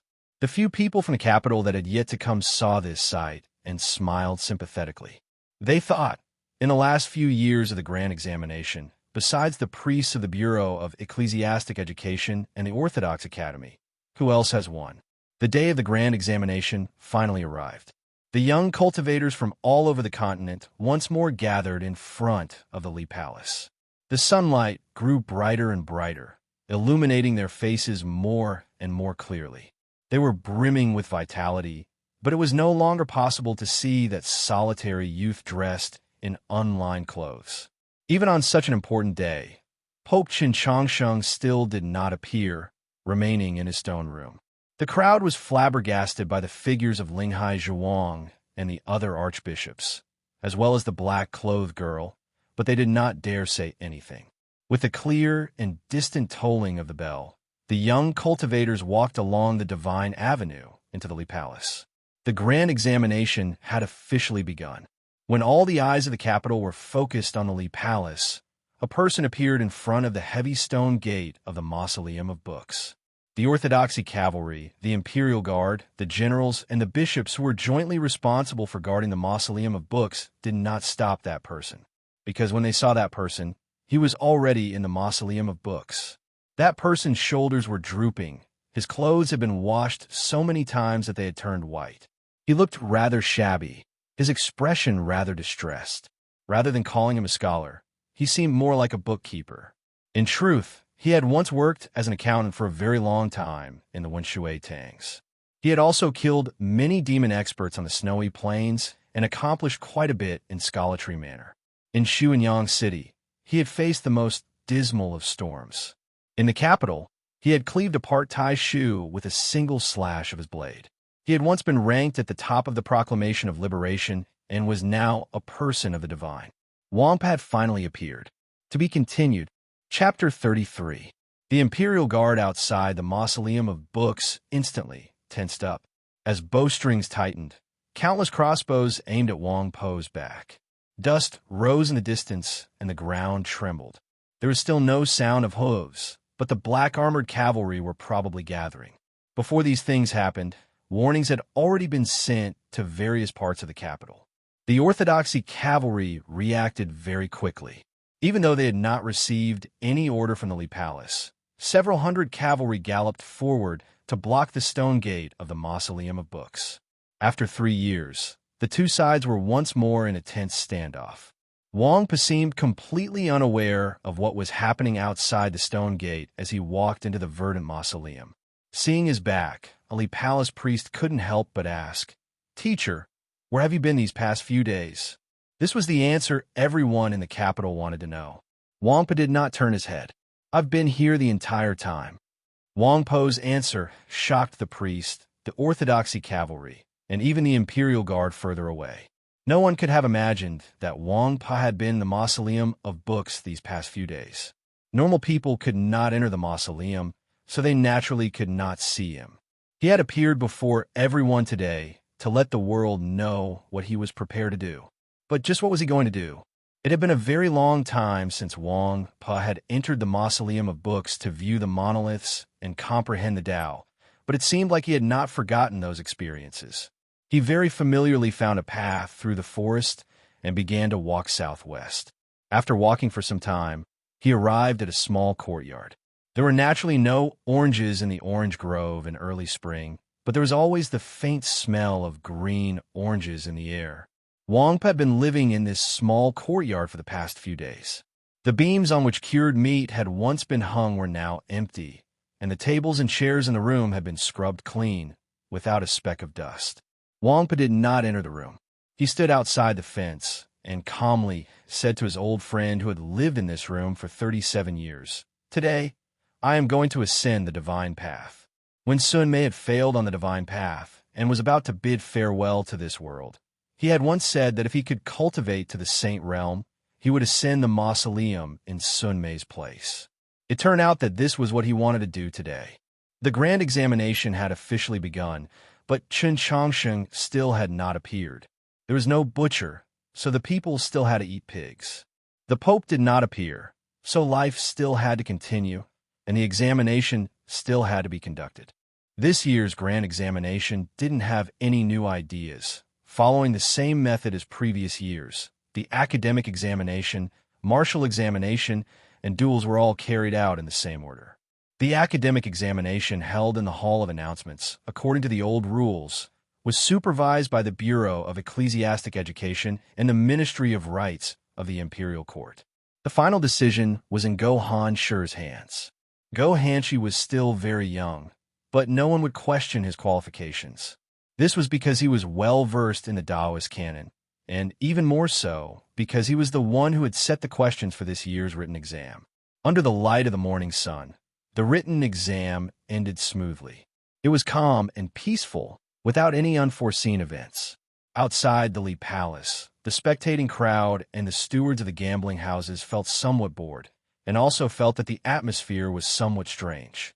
The martial examination that followed was still the dallying forest and river Chu. It was unknown if it was due to the influence of Chen Changsheng's crossing of the river on a crane, But this year's rules were even more complicated and detailed, basically eliminating any opportunities for trickery, but also not prohibiting the obstruction of opponents. As a result, sword flashes could occasionally be seen within the sea of trees, making it even more dangerous than before. The grand examination hadn't been held for 3 years. The number of examinees participating this year was extremely high. Though the competition was also relatively fierce, the number of examinees that had successfully made it to the other side of the river still numbered around 200. Amongst them, Scholartree Manor and Star Caesar Academy's results were the most eye-catching. With the 7 laws of Lishan no longer participating, those young scholars from Scholartree Manor were originally the most popular candidates for this year's examination. Adding on to the fact that everyone knew that their principal, Wang Pa, was in the capital, those young scholars were even bolder. Their results were naturally outstanding. Star Caesar Academy's outstanding performance was due to the recent pressure that the capital had been under, causing these future members of the Zhou dynasty's military to accumulate a bellyful of anger. This anger, today, had all been transformed into motivation. The final duels were still to be carried out within the Tower of Purging Dust within the Greenleaf world. The examinees entered the Hall of Clear Virtue in order. Following the patterns on the floor, they noticed a black-clothed girl with an apathetic expression. The black-clothed girl had an apathetic expression. In her bosom was a pot of green leaf. Looking at her, the examinees all remembered the important matters that their teachers had carefully warned them about before leaving. Their expressions couldn't help but slightly change, hurriedly averting their gazes. Only after entering the green leaf world and arriving outside the Tower of Purging Dust did the examinees let out a sigh of relief. Their faces revealing expressions of awe and surprise, they all began to discuss. Even the youthful and mature scholars from Scholartree Manor and the strict and disciplined young officer from Star Caesar Academy couldn't help but whisper a few words to their schoolmates. That black-clothed girl is the legendary Black Frost Dragon. His Holiness the Pope is truly amazing. It must be known that Li Palace hasn't had a dragon attendant for thousands of years. No wonder Qiushan Jun couldn't compete with His Holiness the Pope. Be quiet. Don't let that kid from Lishan hear you. Ignoring the fact that the direction of the examinees' discussion within the Green Leaf world was getting more and more off topic, the atmosphere outside of Li Palace was getting more and more strange. Whether it was the crowd that was watching the excitement, the vendors, or the employees of the gambling houses, they were all too quiet. If there was no excitement, then what were the crowd looking at? If no one was placing bets, then what meaning was there in this gambling house? Everyone was looking at the grand examination, but they weren't really concerned about the grand examination. They were thinking about something else. Because no one believed that this year's grand examination would be so calm and smooth. Something big was definitely going to happen today. It was just that they didn't know when it would happen. Suddenly, a warning came. 10 odd straight and extremely thin lines appeared in the azure sky. Only experts with extremely good eyesight could clearly see that the afterimages that formed these lines were red. 10 odd red geese were flying at high speeds through the sky. Other than landing in the Imperial Palace and Li Palace, the others were heading off in various directions. If one was familiar with the distribution of the Great Zhou Army, they would be able to see that the red geese were heading towards the garrisons of the Imperial Court. Linghai Zhuang often interacted with the Imperial Court, so he could naturally see this, but he didn't care where these red geese were flying to. He cared more about where these red geese had flown from. The traces left behind by the red geese in the sky had already disappeared, but they still remained in his sea of consciousness. His gaze followed those traces, ultimately resting on the southern part of the capital, his expression extremely solemn. That place was the Mausoleum of Books. Who 32 whispered. The chief disciple of Gentle Stream Monastery just left the Hall of Announcements. The Four-Sword Hall elders of Lishan didn't even come today. The old lady of the Mutuo clan has left the city. Daoist Siyuan squinted his eyes and said, if everyone was going to the Mausoleum of Books, it would be very lively. He made no attempt to conceal his ambition and fighting spirit, because anyone could see that this was an opportunity that the Li Palace had to seize.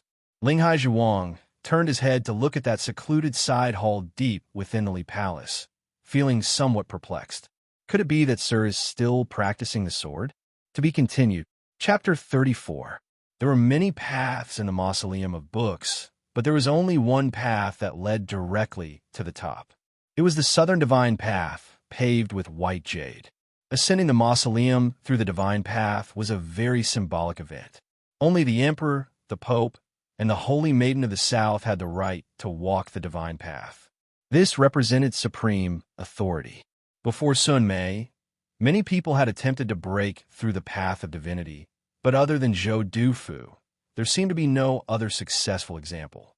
Wang Po wanted to intrude upon the divine path, to fulfill his promise to his old friend, to provoke the imperial court, and to take revenge on Emperor Taizong. Su Yurong stood deep in the forest of the 100 Herb Garden, gazing at the slightly raised patch of grass. In a low voice, she said, Sir said that Taoist Ji was Emperor Taizong's most loyal subject, even a somewhat perverted and fanatical follower. So how could he allow such a thing to happen? A gentle breeze ruffled the leaves and the tender green grass that had just emerged from the ground. The Tianhai Divine Empress slept here, and no one could answer a question. It's really nerve-wracking to be enemies with such a freak. Su Yurong's expression was very calm. One could not see the nervousness in her words. Only her slightly trembling eyelashes revealed her true feelings. What she was about to do, or rather, the decision she made, was far too terrifying. If she was even the slightest bit careless, tens of millions of people could die miserably. To make such a decision, or to make the entire continent believe that she dared to make such a decision, she needed to have an extremely strong will. When one's will was powerful to the extreme, one would naturally be emotionless. This was the Tao of the Supreme. Su Yurong's brows were slightly furrowed. She looked a little weak and pitiful. No one had ever seen her like this. Even when she was heavily injured and on the verge of death in the Garden of Zhou, even someone as close to her as Chun Changsheng had never seen her. Only the smooth stone path of Sunset Valley and the tree at the edge of the cliff had been seen. The index fingers of the two hands touched gently in the breeze. She looked at the place where her fingertips intersected and said to herself, You can do it, you can do it. Her eyelashes gradually stopped trembling as she murmured in a seemingly weak and timid manner. She raised her head and once again looked at the slightly mound of green grass, her eyes already calm. The ultimate calmness was indifference. Not to mention a patch of green grass. Even a monstrous flood would not be able to make her care. May the holy light be with you forever. Su Yurong turned around and walked out of the 100 Herb Garden. As her skirt fluttered, a path of wildflowers sprouted from the green grass. Then, a golden flame suddenly ignited and disappeared. The distance from Sun Mei's small house to the bottom of the Divine Avenue wasn't very far.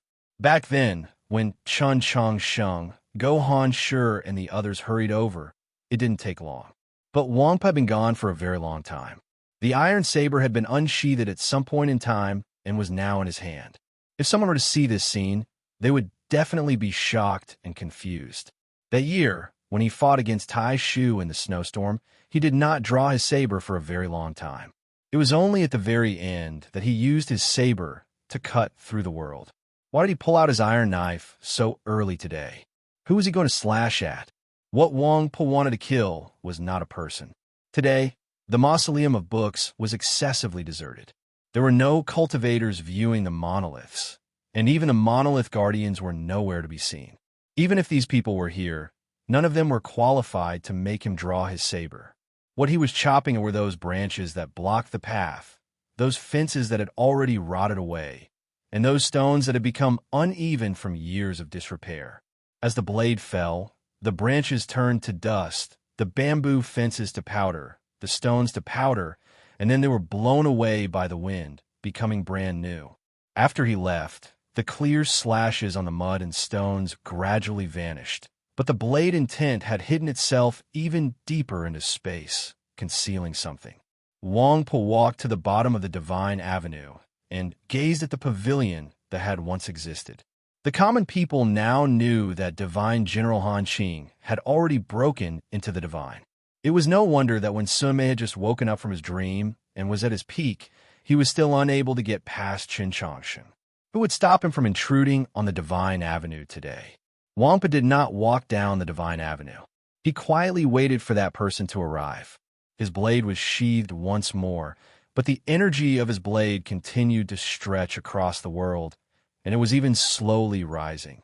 He was not in a hurry, because the longer he waited, the more perfect the accumulated energy of his blade would become.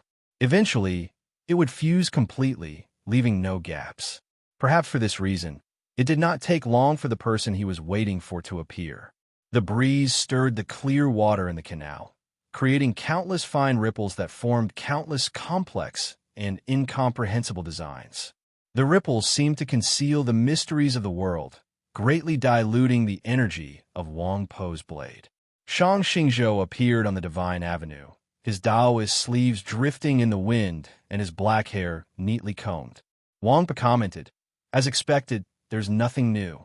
He was not surprised by Shang Xingzhou's appearance, and presumably, no one else would be surprised. In the present world, the only person capable of stopping him from intruding on the Divine Avenue was Shang Xingzhou. Shang Xingzhou did not respond. He cared more about the actual result than what he said. He looked at Wang Po, his eyes brimming with admiration, like he was looking at his most outstanding junior. But that wisp of admiration had turned into regret in the end. In his plans, Wang Po would play an extremely important role in the upcoming northern expedition, and he was even prepared to give him the heavy responsibility of breaking into Xiaolao City. Alas, such an outstanding human expert would die today. A rain descended upon the mausoleum of books with Shang Xingzhou's arrival. This was not a spring rain, but a rain of arrows. With a dense buzz, countless arrows and ballista bolts descended like a torrential rain. These arrows fiercely scraped against the air, leaving behind sparks and glimmering with sacred light. Wampa did not turn around. He had already sensed the arrival of this rain of arrows. He was rather surprised and also rather emotional. He had not expected the Imperial Guard outside the Mausoleum of Books to possess so many sacred light arrows. It was obvious that the Imperial Court had long ago predicted that he would appear in the Mausoleum of Books. This many sacred light arrows was a terrifying and highly targeted attack. As it turned out, 3 years ago, when he broke into the Divine by the Luo River, the Imperial Court had begun to prepare a plan to kill him. Shang Xingzhou stood on the Divine Avenue, also within the range of this rain of arrows, but he had no intention of leaving. He only calmly gazed at Wang Po. It was like he was looking at a dead man. He had cultivated the Tao for more than 1,000 years, so he naturally had the ability to deal with sacred light arrows. At the very least, he was much stronger than Wang Po. And if he did not leave, Wang Po would not be able to leave. No matter how strong Wang Po's blade was, it could not cut down the sky full of arrows while simultaneously blocking his attack. At this moment, a sword glow suddenly appeared in a forest to the southwest of the Mausoleum of Books. This sword glow was extremely plain and clean. A bird was alarmed, but before it could fly out of the forest, it was cut down by another sword glow. This sword glow was extremely beautiful. Soon after, more and more sword glows appeared in the forest. To be continued. Chapter 35. When the first pure sword glow swept out from the forest to the southwest of the Mausoleum of Books, Shang Xingzhou's right hand that hung at his side moved. He prepared to hold the hilt of his sword. Wang Po's reaction wasn't faster, but it was more direct. He gripped the hilt of the knife. At this moment, Shang Xingzhou was in the same situation as Wang Po. If he moved, he would have to face Wang Po and those sword lights at the same time. Just now, it was he who had prevented Wang Po from moving. At this time, it was Wang Po who had stopped him from moving. More and more sword glows appeared, denser and denser, piercing through the air from various parts of the Mausoleum of Books. The sword light that pierced through the air was diluted by the sunlight, but the sword will became clearer, forming countless faintly discernible lines that weaved into a very dense net. The holy light arrows that rained down like a storm all crashed into this sword net. Ear-piercing sounds of cutting and friction rang out as the crossbow bolts broke one after another. Compared to the number of crossbow bolts, The mausoleum of books produced far fewer sword glows.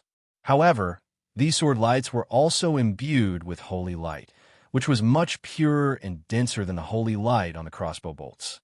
With the shattering of the crossbow bolts, milky white rays of light constantly scattered, illuminating the southern foothills of the mausoleum of books with incomparable clarity. The hundreds of sword lights gradually disappeared and returned to the ground. The crossbow bolts in the sky were all cut into pieces. They slowly floated down like willow catkins and were swept away by the wind. Her white dress was also fluttering in the wind. Several hundred South Stream Temple disciples appeared in the forest, on the stone path, by the canal. It was like several hundred white flowers had suddenly bloomed in the mountains of the mausoleum of books. The disciples of South Stream Temple had always been in the mausoleum of books. They had used some sort of method to evade the surveillance of the imperial court, and not even the priests of the Li Palace had noticed them. Of course, in front of Shang Xingzhou, even the Green Mountains could not hide their sword intent. However, Wang Pi used a saber Dao to successfully block Shang Xingzhou's vision. As he gazed at this beautiful and even spectacular sight, Shang Xingzhou thought of something and glanced at Wang Pi. Several hundred years later, the human race once again entered the age of blooming wildflowers. The beginning of this era was the appearance of Wang Pi. South of the mausoleum of books, a white dress fluttered in the wind. The sword array was completed, and Shang Xingzhou was trapped in it. All the disciples of South Stream Temple had appeared here. Without question, this was the strongest version of the South Stream Temple sword array in the last 1,000 years. The sword formation that Zhou Dufu encountered when he charged into Holy Maiden Peak was only at this level. Shang Xingzhou was on the divine path and did not go deep into the sword formation. Moreover, the formation definitely had a life gate. Logically speaking, he should have fled as fast as he could, but he didn't, because he knew that since the other party had racked their brains to come up with such a plan, they would definitely not leave any loopholes. Su Yurong appeared on the divine path, slightly higher than Shang Xingzhou. She wore a white ceremonial robe. Her expression was calm, and her face was pretty. If Shang Xingzhou wanted to break the South Stream Temple sword array, this was the only path. Just now, it was Shang Xingzhou who had stopped Wang Pi from attempting the divine path. At this time, it was Shang Xingzhou who had to attempt the divine path. The offensive and defensive momentum were reversed. Judging from the current situation, Shang Xingzhou was outnumbered. However, he did not say anything. Su Yurong did not say anything either, because they were both very clear that just like how the offensive and defensive positions could be reversed at any time, the same could be said for the number of positions. This had nothing to do with gaining or losing the Tao. It was just a cold and boring number. Dust was flying outside the mausoleum of books. The Orthodoxy cavalry and the Imperial Guard were in a standoff, and two groups of black armored cavalry with terrifying strength were on their way. Many experts from the Imperial Court, the military, and the various ministries had already infiltrated the mausoleum of books. From time to time, flocks of birds would be alarmed and fly off into the distance with slightly panicked cries. A place where no birds could be seen and no sound could be heard was actually even more dangerous. The assassins from the Pavilion of Heavenly Secrets and the blue-clothed Taoists from the Monastery of Eternal Spring might be in that forest. Flying carriages were extremely difficult to make and extremely expensive. They were also very slow, so they had always been regarded as flashy but impractical objects. In the entire continent, only the capital and Shuilao City had them. In the view of many people, those were things that the humans and demons used to flaunt their abilities, more like decorations. But today, the Prince of Xiang had chosen to ride a flying carriage to the mausoleum of books. Of course, it was not because he was worried that the capital's streets were already blocked by the army, nor was it because he was in a hurry. He did not have a mount like the Fire Cloud Qilin, but he was completely capable of flying over. He had chosen the flying carriage precisely because it was slow. He sat in the carriage, his hands propping up the fat on his abdomen as he constantly sighed. Flying carriage. Oh time, why can't you be any slower? The princes of the Qin clan had never been good for nothings. Their horsemanship was superb, and many princes had already brought their clan generals to the Mausoleum of Books. They were not surprised that Prince Chen was not present, but when they looked at the flying carriage in the sky, they couldn't help but frown. The Prince of Zhongshan had arrived long ago. He stood on the distant riverbank, gazing at the Mausoleum of Books with a slightly cold gaze, his thoughts inscrutable. The old lady of the Mutuo clan and the head of the Wu clan had also arrived, but they were to the south, standing on the riverbank just like the Prince of Zhongshan. Even though they understood many secrets, they still found it impossible to clearly see today's situation, so they subconsciously wanted to get even further away. Other than those participating in the grand examination, all the other experts of the South had come to the Mausoleum of Books. 3 thin and tall men stood at the front, dressed in cloth and radiating sword intent. They came from Mount Li and were elders of the Sword Hall, experts in killing. The Eastern Tide Divine General stood at the front of the army, his face rather gloomy as he gazed at the 3 elders of Mount Li Sword Hall. He and these 3 elders of Mount Li Sword Hall had once worked together in the snowy plains of the north, so he knew how formidable they were, so he naturally attached great importance to them. Once the army arrives, gather all the array masters. We must kill these 3 as soon as possible. The Shaoling Divine General fell quiet for a few moments, then asked, "How many array masters will die?" The Eastern Tide Divine General harshly replied, "It's worth it, or else we'll all die to the swords of these 3. Shang Xingzhou calmly gazed at Su Yurong. He was not angry at having fallen into the trap, nor was he nervous. On the contrary, he found all this rather interesting. He had worked together with her in White Emperor City, and at the time, he had greatly admired her talent, intelligence, and resolve. From the standpoint of a senior, he had even felt that Chen Changsheng was not worthy of her, even though Chen Changsheng was his disciple. Today, he admired her even more. The experts of the great clans and sects outside the Mausoleum of Books, including Wang Pe, were all her pawns, and they were willing to be her pawns.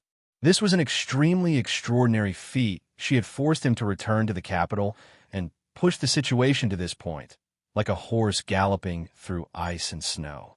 The rhythm was clear to the extreme, and the entire arrangement was extremely beautiful. The question was, what was she prepared to do next? Several decades ago, when Emperor Xian was gravely ill, Tianhai reneged and refused a hand over the imperial throne. From then on, every time I encountered a major event, I would ask myself, what happened next? Only by looking straight into my Tao heart and asking this question can I obtain the true answer and know just what I want. If I had thought about this word back then, perhaps I would not have met her in the Hunter Herb Garden, and naturally none of these things would have happened. Now it's your turn to think about this question. You wanted me to return to the capital, and I returned. Then what happened next? Shang Xingzhou's voice was very calm, devoid of emotion. Su Yurong's voice was also very calm. If you're not willing to agree to my request, then there will be no then. Chapter 36. Su Yurong answered very quickly, as if she didn't even think about it. However, Shang Xingzhou and Wang Pe knew that this was because she had already thought about this problem too many times, so there was no need to think about it again. Wang Pe gazed at the approaching dust outside the Mausoleum of Books and sighed. Shang Xingzhou looked at her and said, "Why should I agree to your request?" Su Yurong said, "Request is just a polite way of saying it, because I have to respect you as Chun Changsheng's master. In reality, this is my request for you." There was only a difference of one word between request and demand, but the will they represented was very different. Now, there is no one who dared to be so tough with Shang Xingzhou. Why?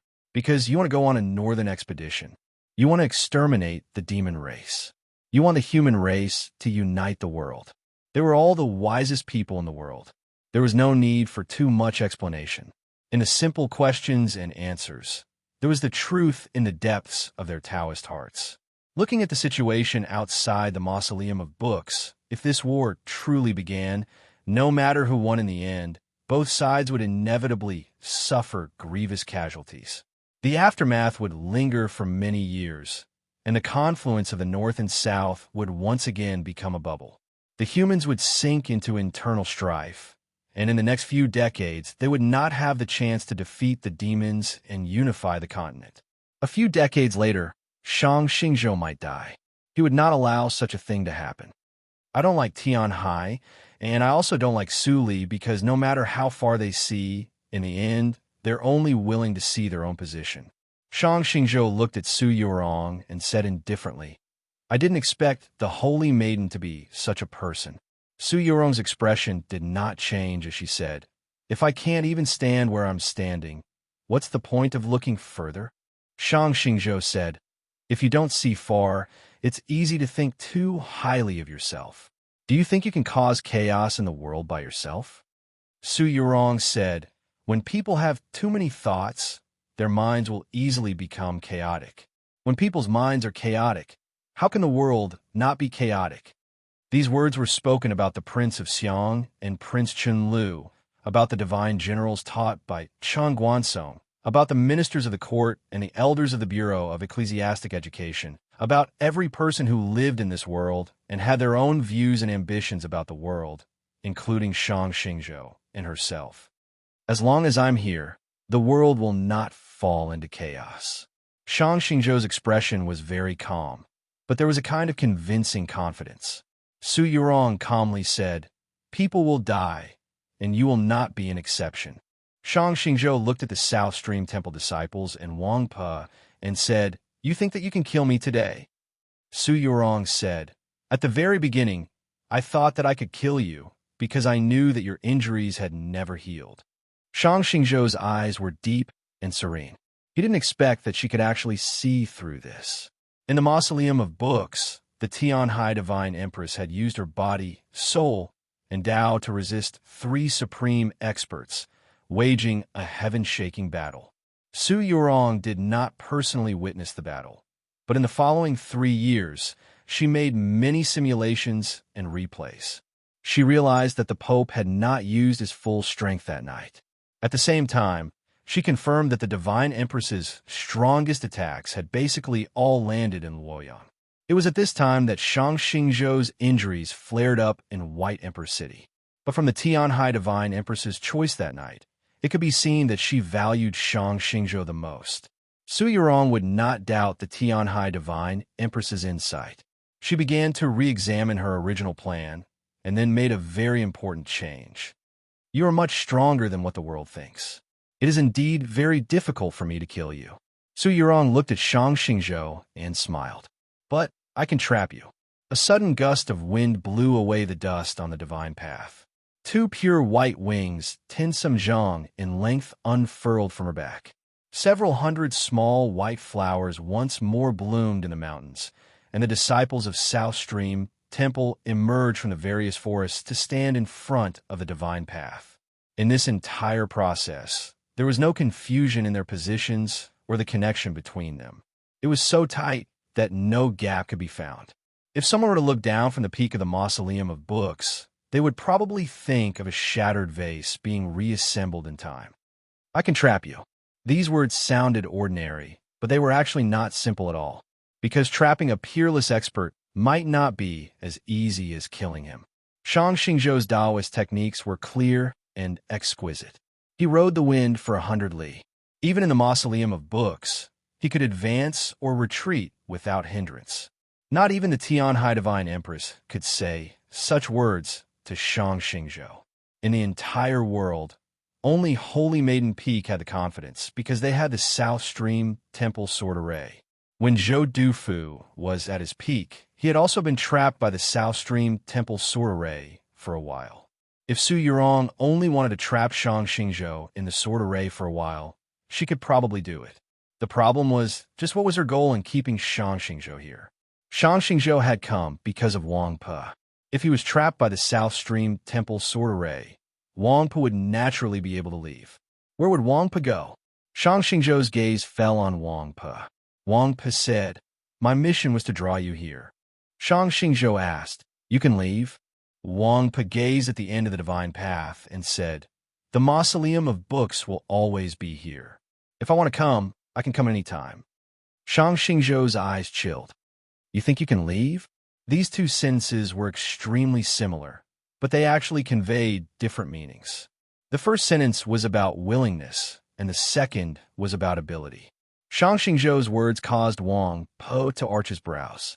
His eyes were rather close, just like on a flat plane, the gloomy sky connecting to the ground. As he raised his brows, a tree suddenly appeared between the sky and the plane, its trunk extremely straight. I'm not willing to bully you with numbers, so I will leave. Otherwise, you could try to make me stay. After saying this, his hand left the hilt of his blade, and he prepared to leave. Su Yurong said to him, "Thank you." Wang Po recalled his final conversation with Sun Mei outside the Mausoleum of Books and shook his head. Following the path he had taken, passing through the forest and glancing at the small house behind the fence, he began to walk out of the Mausoleum of Books. Who knew how many experts of the military, assassins from the Pavilion of Heavenly Secrets, and blue-clothed Taoists from the Monastery of Eternal Spring were hidden in the forest and the buildings?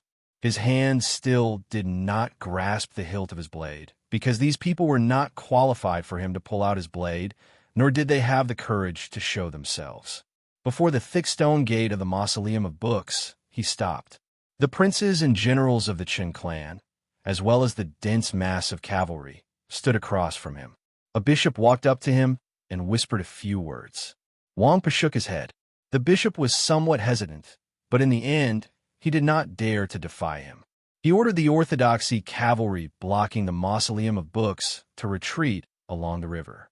The crowd on the other side grew restless at this sight, but quickly quieted down because they all recognized who that seemingly shabby scholar was. It was absolutely silent in front of the Mausoleum of Books. The atmosphere grew more and more oppressive, more and more tense. Even the descent of the flying carriage did not change the mood.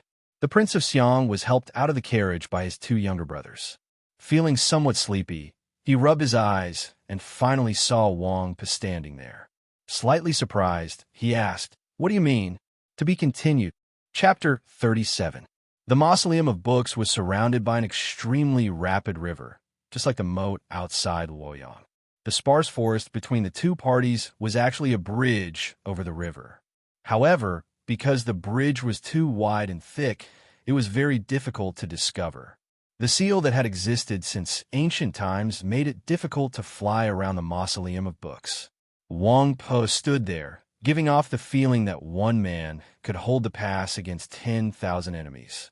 The problem was that many military experts, assassins from the Pavilion of Heavenly Secrets, and Taoists from the Monastery of Eternal Spring had already entered the Mausoleum of Books. Why is he still standing here? Wang Po said, "If they don't come to an agreement, I will take action." Yes, that was the answer. He did not stand here to guard the Mausoleum of Books, but to prepare to attack at any moment. The princes paled at these words, and the Prince of Zhongshan's eyes turned even gloomier. The Prince of Xiang bitterly said, "The Holy Maiden wants to take revenge for Imperial Mother.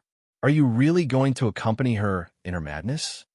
Wang Po's expression was a little strange. He had not expected that he would still call the Tianhai Divine Empress Mother Empress. The Prince of Xiang knew what he was thinking and said, "I am not Imperial Mother's flesh and blood, but I am still her son. When I followed Taoist Master to the capital, it was because I felt that she had made a mistake. It was not because I had any personal resentment towards her. Just like how I promised Zhu Luo that I wouldn't let you live, but what have I done to you all these years? It's just about the overall situation." He spoke with such sincerity that even his brothers who knew him well almost believed him. Wang Po smiled but didn't say anything. Seeing his reaction, one of the regional kings could no longer hold it in and scolded, "What are you being so arrogant for? You're going to die here today." Many soldiers of the imperial court had already gathered here, and there were many experts as well. Together with the Divine Lord, the Prince of Xiang, they were logically more than enough to kill Wang Po. The problem was that war was always the most complicated activity. Even a war against a single person was not simple. Not to mention the ever-changing nature of the war, it was impossible to even determine when the war would start. The Prince of Xiang said, You should know that we won't be able to fight today, so there's no need to put on this appearance." These words were rather baffling, but Wang Po understood. With a faint smile, he asked, "Then what are you doing here?" The Prince of Xiang sighed and said, "I still have to show my sincerity." Wang Po asked, "What heart?" "Ambition, of course." The Prince of Xiang smiled and said, "If the venerable Taoist did not suspect His Majesty, nothing would have happened, and we would naturally have nothing to do with it. But if he did, I would have to make some preparations." Wang Po said, "Wang Ye is quite frank." Just when the Prince of Xiang was prepared to continue speaking, several dozen clear cries of swords came from the mausoleum of books. Everyone looked over, and their expressions became solemn. Just as the Prince of Xiang had said, the current situation seemed tense, but it was fundamentally different from 3 years ago. The two sides were not necessarily at war. If that was the case, then who were these sword chimes for? Shang Xingzhou stood on the divine path. Su Yurong stood on a higher spot. Shang Xingzhou took a step forward. The South Stream Temple sword array naturally responded and silently began to operate. Countless streams of light appeared between heaven and earth, drawing out countless indescribably mysterious trajectories. Dozens of sword chimes rang out. These sword cries did not come from the friction between the sword and the air, but from the compression and release of the air by the sword intent. It was clear and gentle, yet extremely profound. It was like a clear stream falling from a cliff into an extremely deep mountain stream. Several dozen sword glows circled around Shang Xingzhou's body. Shang Xingzhou extended a finger, the tip of his finger exuding a soft light. Tempered steel softened around the finger. Several dozen sword glows went from straight to slightly curved, but they still did not scatter, only creating an extremely small space. Shang Xingzhou's left foot descended. The sword chimes vanished, the sword glows vanished. The chilly spring wind blew away the dust on the divine path. It was like nothing had happened, but Shang Xingzhou had already climbed one step. He lowered his head to look at his Taoist robe. A tear had appeared on the hem of his Taoist robe. The power of the South Stream Temple sword array had somewhat surpassed his calculations. Su Yurong was also rather surprised. Based on her calculations, the tear should have been a little deeper. The initial activation of the South Stream Temple sword array had not even been able to cut off a corner of his robe. The battle had not begun. This had only been a probe.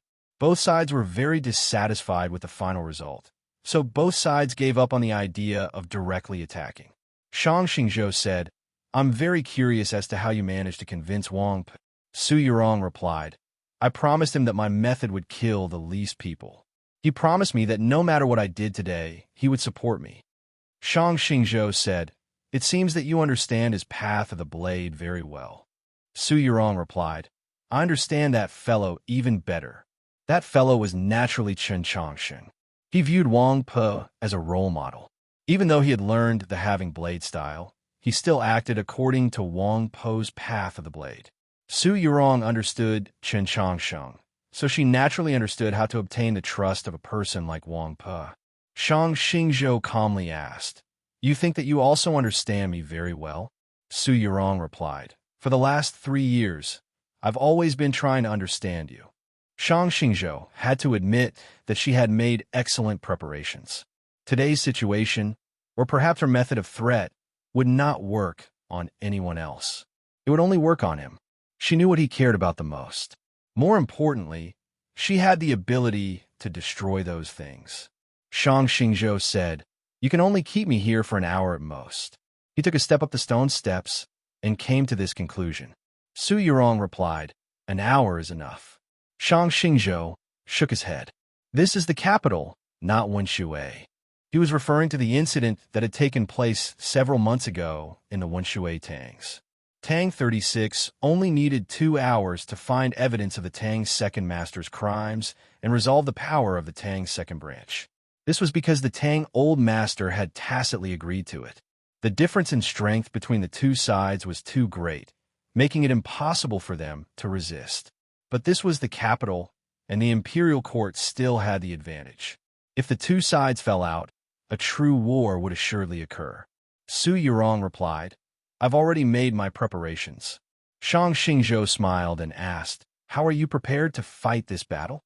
Su Yurong replied, first, I will kill Prince Qinlu. This was an unexpected answer. She had not chosen to first control the imperial palace, nor had she chosen to attack the imperial court. Instead, she had chosen the most direct method, kill. Moreover, the one she wanted to kill was not the Prince of Xiang outside the Mausoleum of Books, nor the Prince of Zhongshan with his high prestige in the army, nor those divine generals who wielded actual power. It was Prince Qinlu. Although Prince Qinlu had a strong reputation, his cultivation was not outstanding, and his authority was not the greatest. Why had Su Yurong chosen him? Why had Shang Xingzhou's eyes become deep and serene upon hearing her choice? To be continued. Chapter 38. Shang Xingzhou asked, why him? Su Yurong answered, because he will be the new emperor. This war had been initiated by her and Yuren. If Shang Xingzhou's side won in the end, the emperor would inevitably be replaced.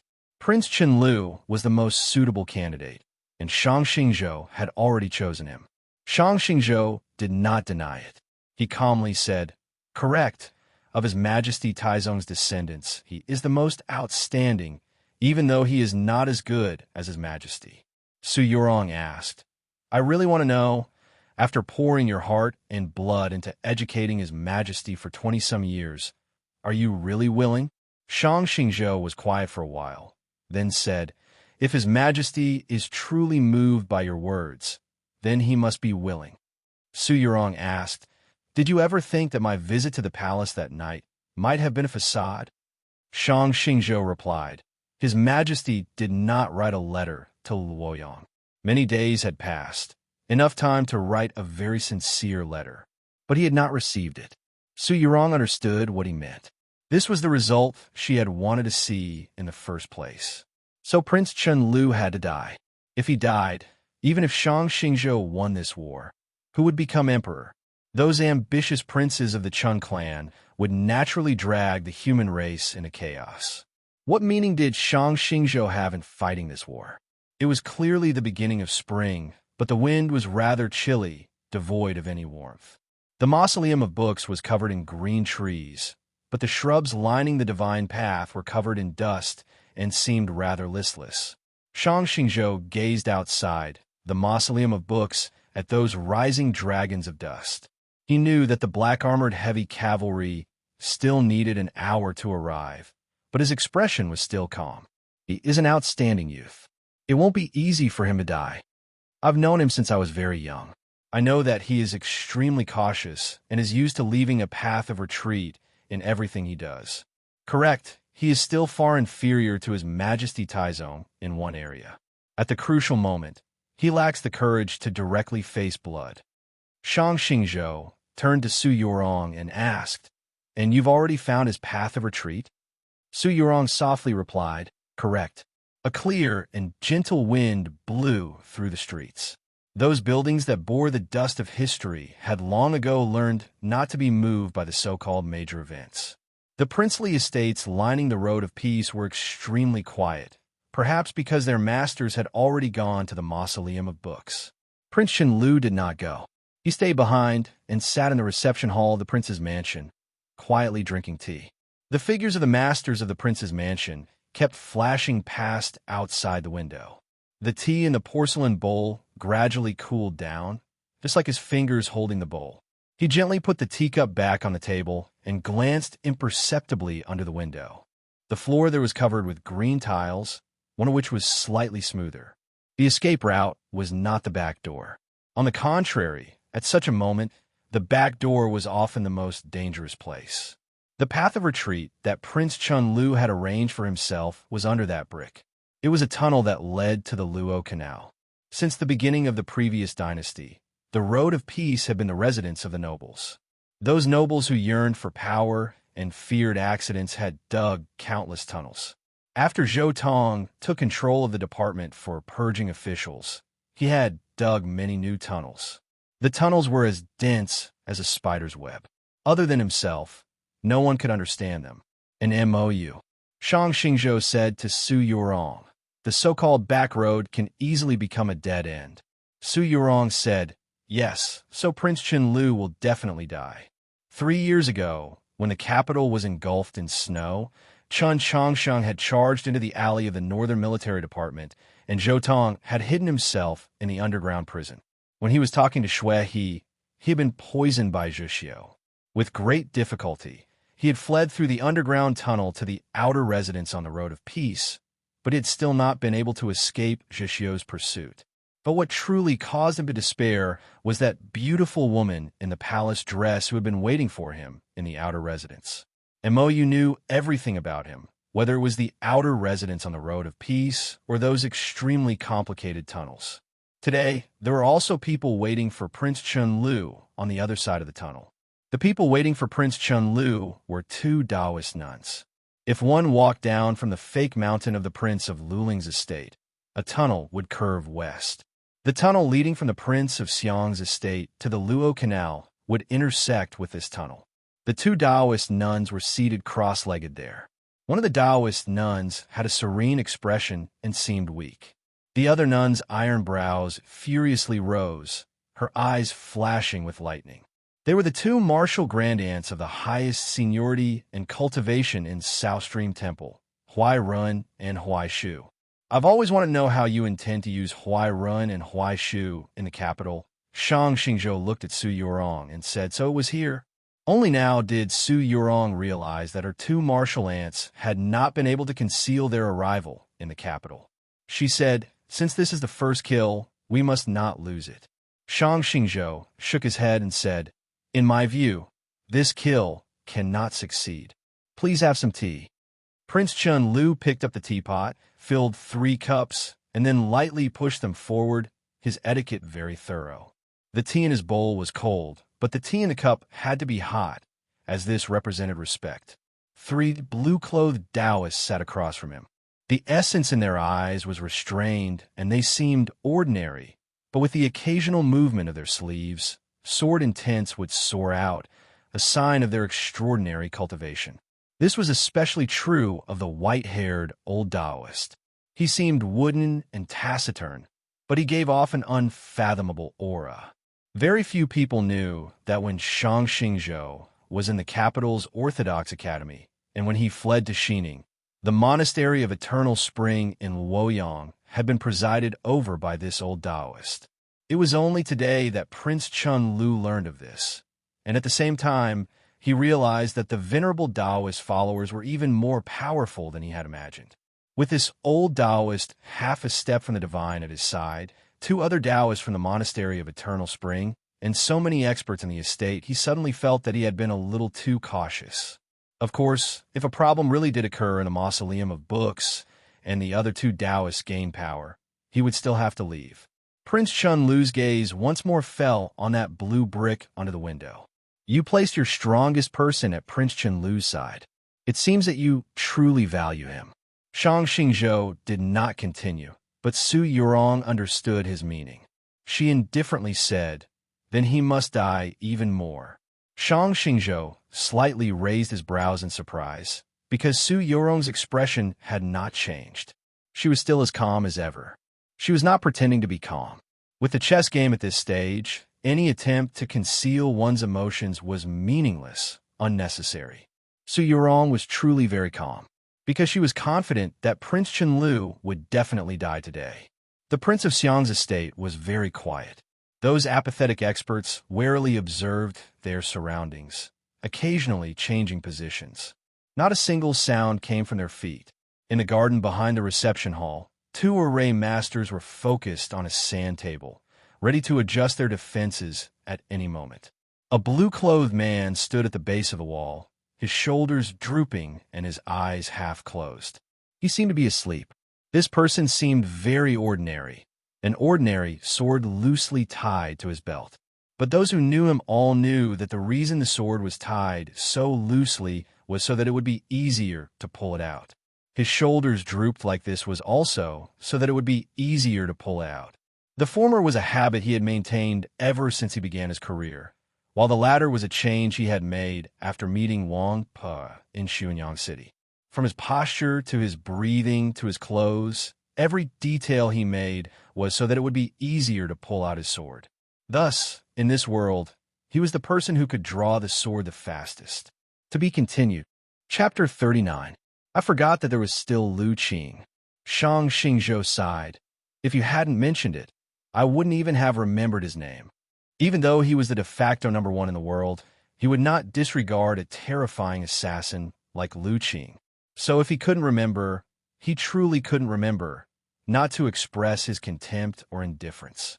Su Yurong said, he truly is very easy to forget. The best assassins should be like this. Shang Xingzhou said with some admiration. After Su Li and that person left, he improved a lot. Su Yurong knew that he was not speaking of her teacher, but that legendary assassin leader. Yes, so I'm confident that Prince Qinlu will die. Shang Xingzhou fell silent, then asked, presumably, you have similar arrangements in many other places? Su Yurong replied, the other plans are much more careless. The newly appointed Archbishop of the Hall of Illustrious Persons, Guanbai, will return to the Heavenly Tao Academy in a little while, but I am not sure what will happen next. Shang Xingzhou nodded. Zhuang Jihuan is rather dissatisfied with this matter. If the situation becomes unstable, perhaps he will move against Guanbai. Su Yurong said, I also think the same. Then Guanbai will die. She was clearly talking about the death of an important figure on her side, but her expression was still so calm, like she was talking about something that had nothing to do with her. Shang Xingzhou calmly gazed at her, then suddenly smiled. Only now did he truly treat her as an opponent. And then? All kinds of deaths. How? It's just that you kill me, and I kill you just like that night. Su Yurong's eyes became rather faint, like she was looking in an extremely distant place, perhaps the past. On that night, 3 years ago, she and Mo had been escorted out of the capital by the Divine Empress, so she had not been able to see it. Some red geese took flight. Some landed, others flew off to even more distant places. The news from the Mausoleum of Books began to spread through the streets of the capital, and the approaching dust over the plains of early spring proved those rumors. The crowd in front of the Li Palace grew restless and quickly dispersed, but the grand examination still continued. The bishops and deacons hurried to and fro in front of the palace, and the Divine Avenue was filled with running figures. The Orthodoxy cavalry had long since set off, and all was somber. Linghai Zhuang solemnly said to Chen Changsheng, it's about to begin. Chen Changsheng walked to the door of the palace and said, if Linghai Zhuang, who 32, and the others looked over nervously. Chen Changsheng had been indifferent to the affairs of the world for many days. If it was a tacit agreement with Su Yurong, or if he was preparing some trump card, then he would definitely use it today. I mean if. Chen Changsheng was silent for a while, then turned around to look at them and said, forget it, there are no ifs. Just follow the instructions on the paper. After saying this, he took out a paper dragonfly from his sleeve and handed it over. Linghai Zhuang and the others opened the paper dragonfly, glanced over it, and were instantly stunned. They didn't know what ridiculous order Chen Changsheng had given them, but they had to carry it out. The clear water in the stone pond overflowed from the edge and flowed out of the hall along the bluestone path. Only when the water in the pond was stirred would it emit a clear sound like the cry of a sword. Chen Changsheng scooped a ladle of water. Qing Yu was not here, so the water was naturally not used to water it.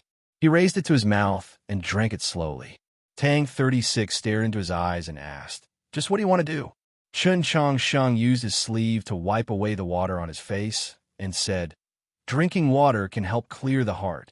Tang 36 solemnly said, you never drink water that isn't boiled, much less wipe your mouth with your sleeve. Chen Changsheng looked at him and said, have you not noticed that I've already changed a lot? Tang 36 asked, how have you changed? Chen Changsheng seriously replied, I live more freely, more casually. Tang 36 looked into his bright eyes, saw his serious expression, and felt a surge of anger. You should go look in the mirror. Chen Changsheng clearly did not understand the meaning of these words and was rather perplexed. Tang 36 listened to the activity outside the hall and slightly frowned. You're really not worried? Chen Changsheng shook his head. Since they won't fight, why worry? Confused, Tang 36 asked, "What do you mean?" Chen Chang, Sheng, turned to look at the stone room. For some reason, he felt rather complicated. "I understand my master even more than your own. When he is not prepared, he will never give his opponent a chance to start a fight." The two sides are now in a stalemate in the mausoleum of books. Tang 36 found it impossible to believe Chen Changsheng's judgment and could only believe that he was comforting himself. He had not been present when Chen Changsheng had given the paper dragonfly to Ling Haizhiwang and the others. "You really don't want to use the imperial design?" He looked into Chen Changsheng's eyes, his expression unprecedentedly serious and solemn. Chen Changsheng said nothing. Tang 36 said, "If you are confident that His Majesty the Emperor will stand on your side at the crucial moment, then today is the best opportunity."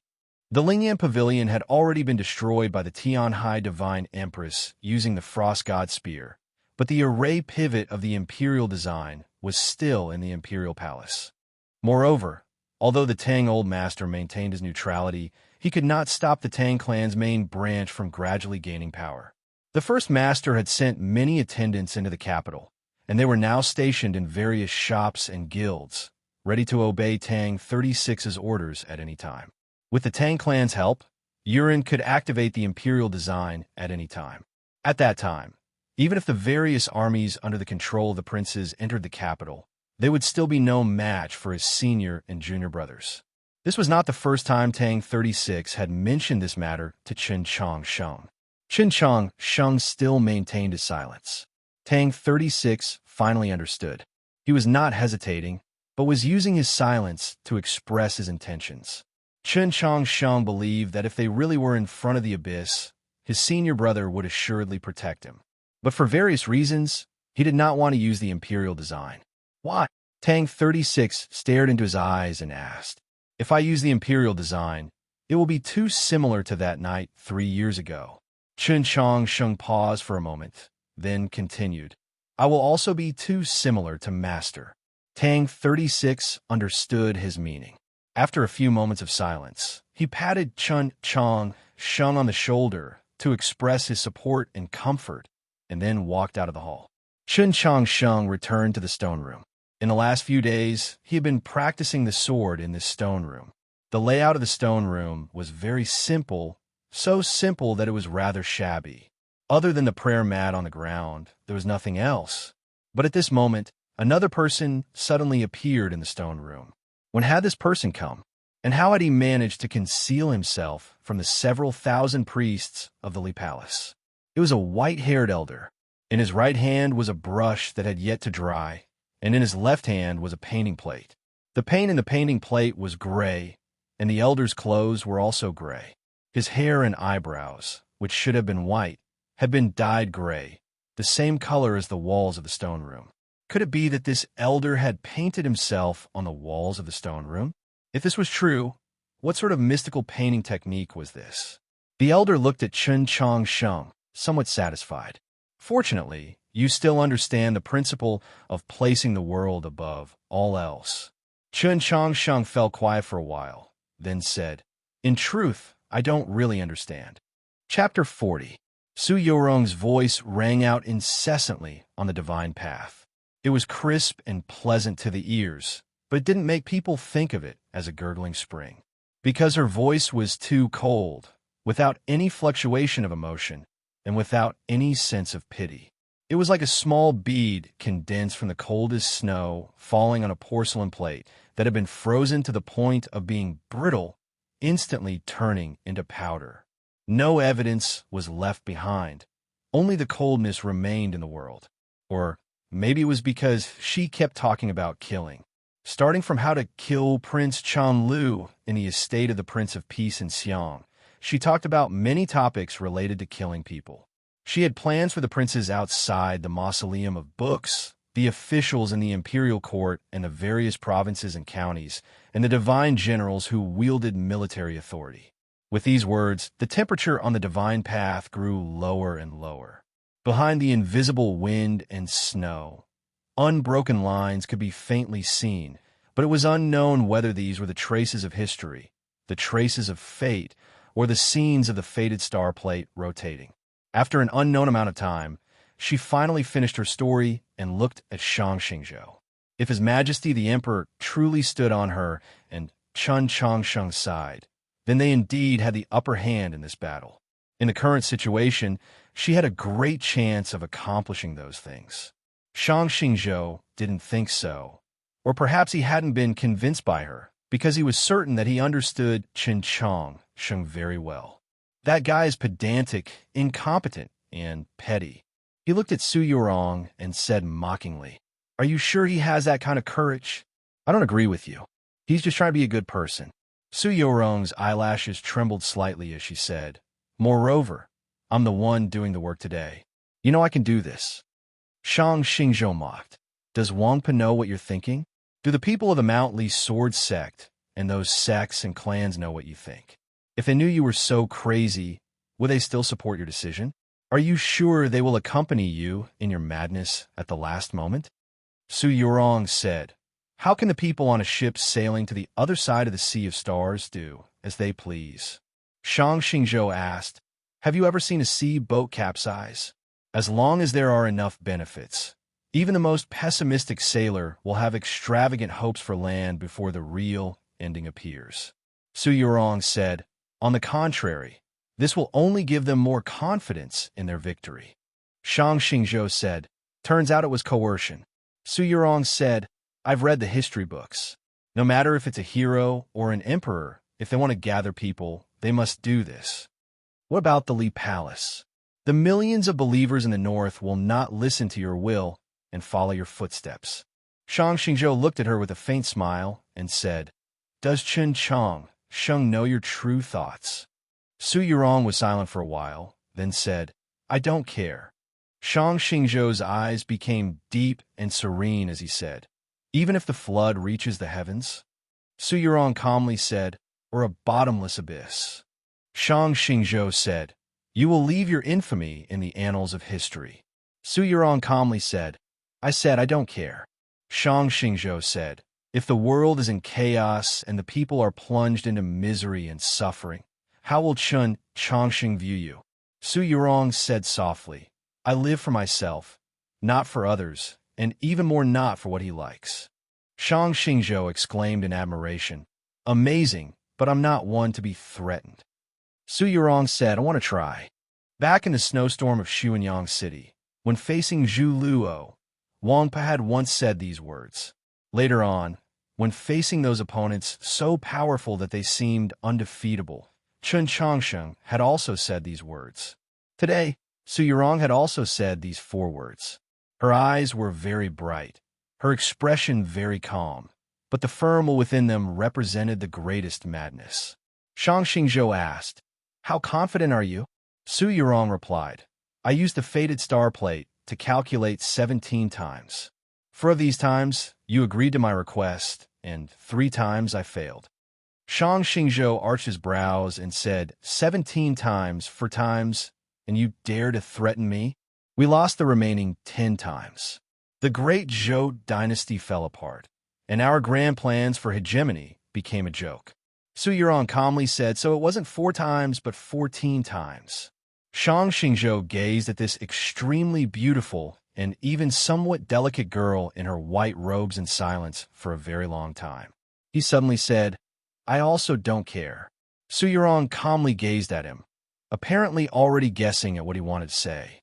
Shang Xingzhou said, "Even if I agree to your request now, I could go back on my word at any time."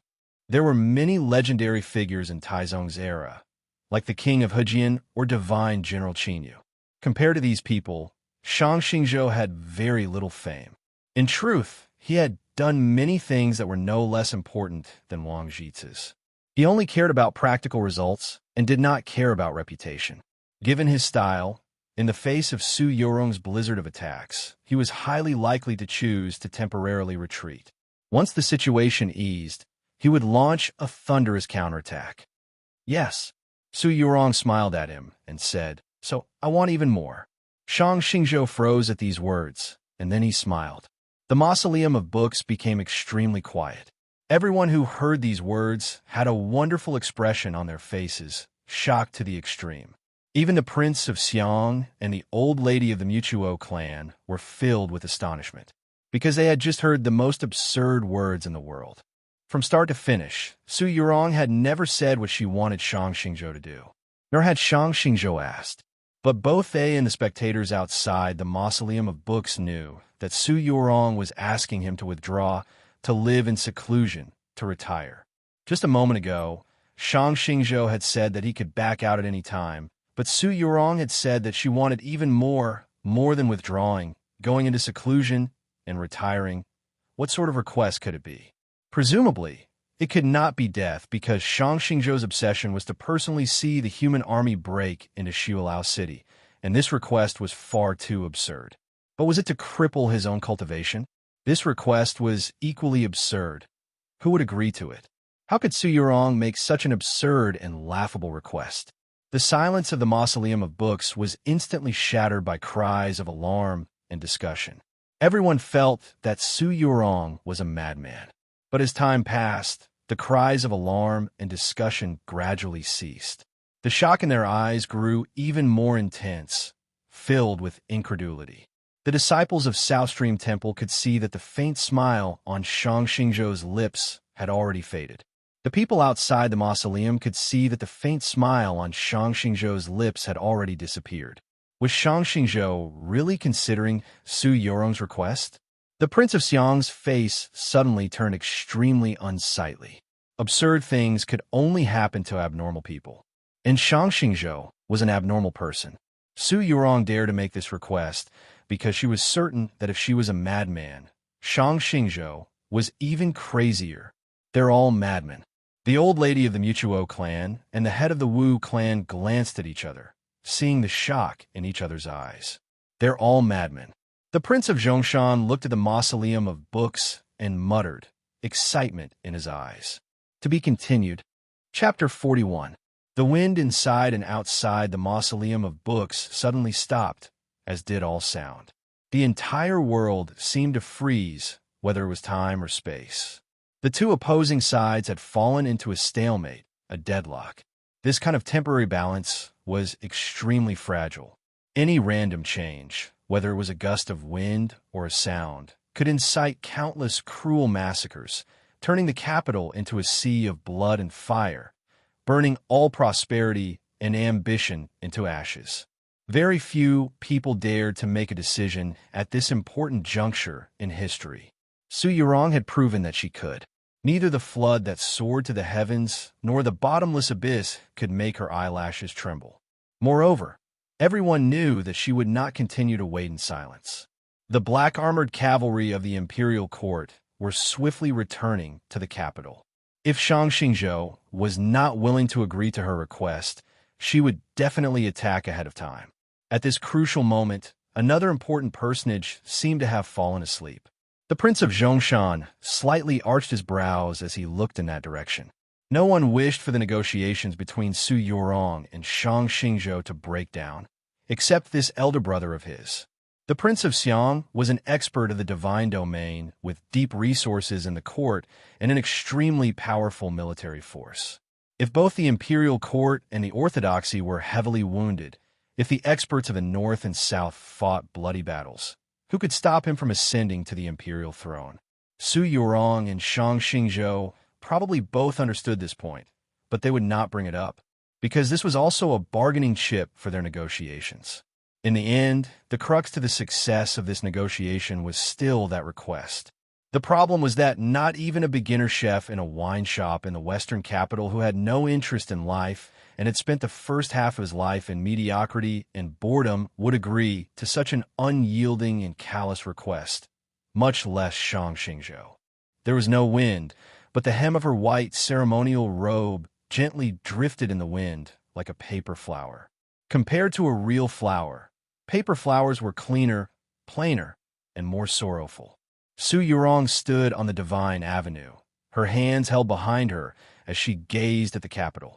Her expression was very calm, but her elegant brows exuded a grandeur, like gazing upon the sea, like viewing the world.